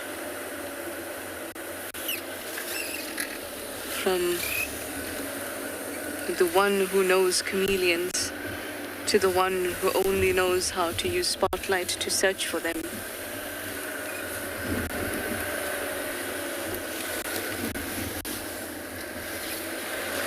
It is so cloudy, I can't even show you any of the lovely stars. I'm sure they are lovely, but I can't see them.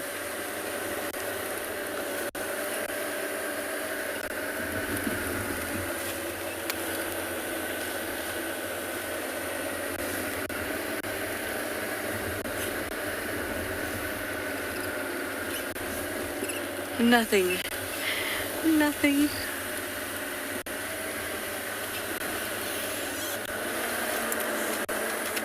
Here, I'll show you this wild daka, which to me looks like an asteroid. Look at it. Pew, pew, pew. It's all dried up now. Well, that's our stargazing for tonight, and that's the end of the show. So thank you for your questions and your comments, guys. We'll see you in the morning.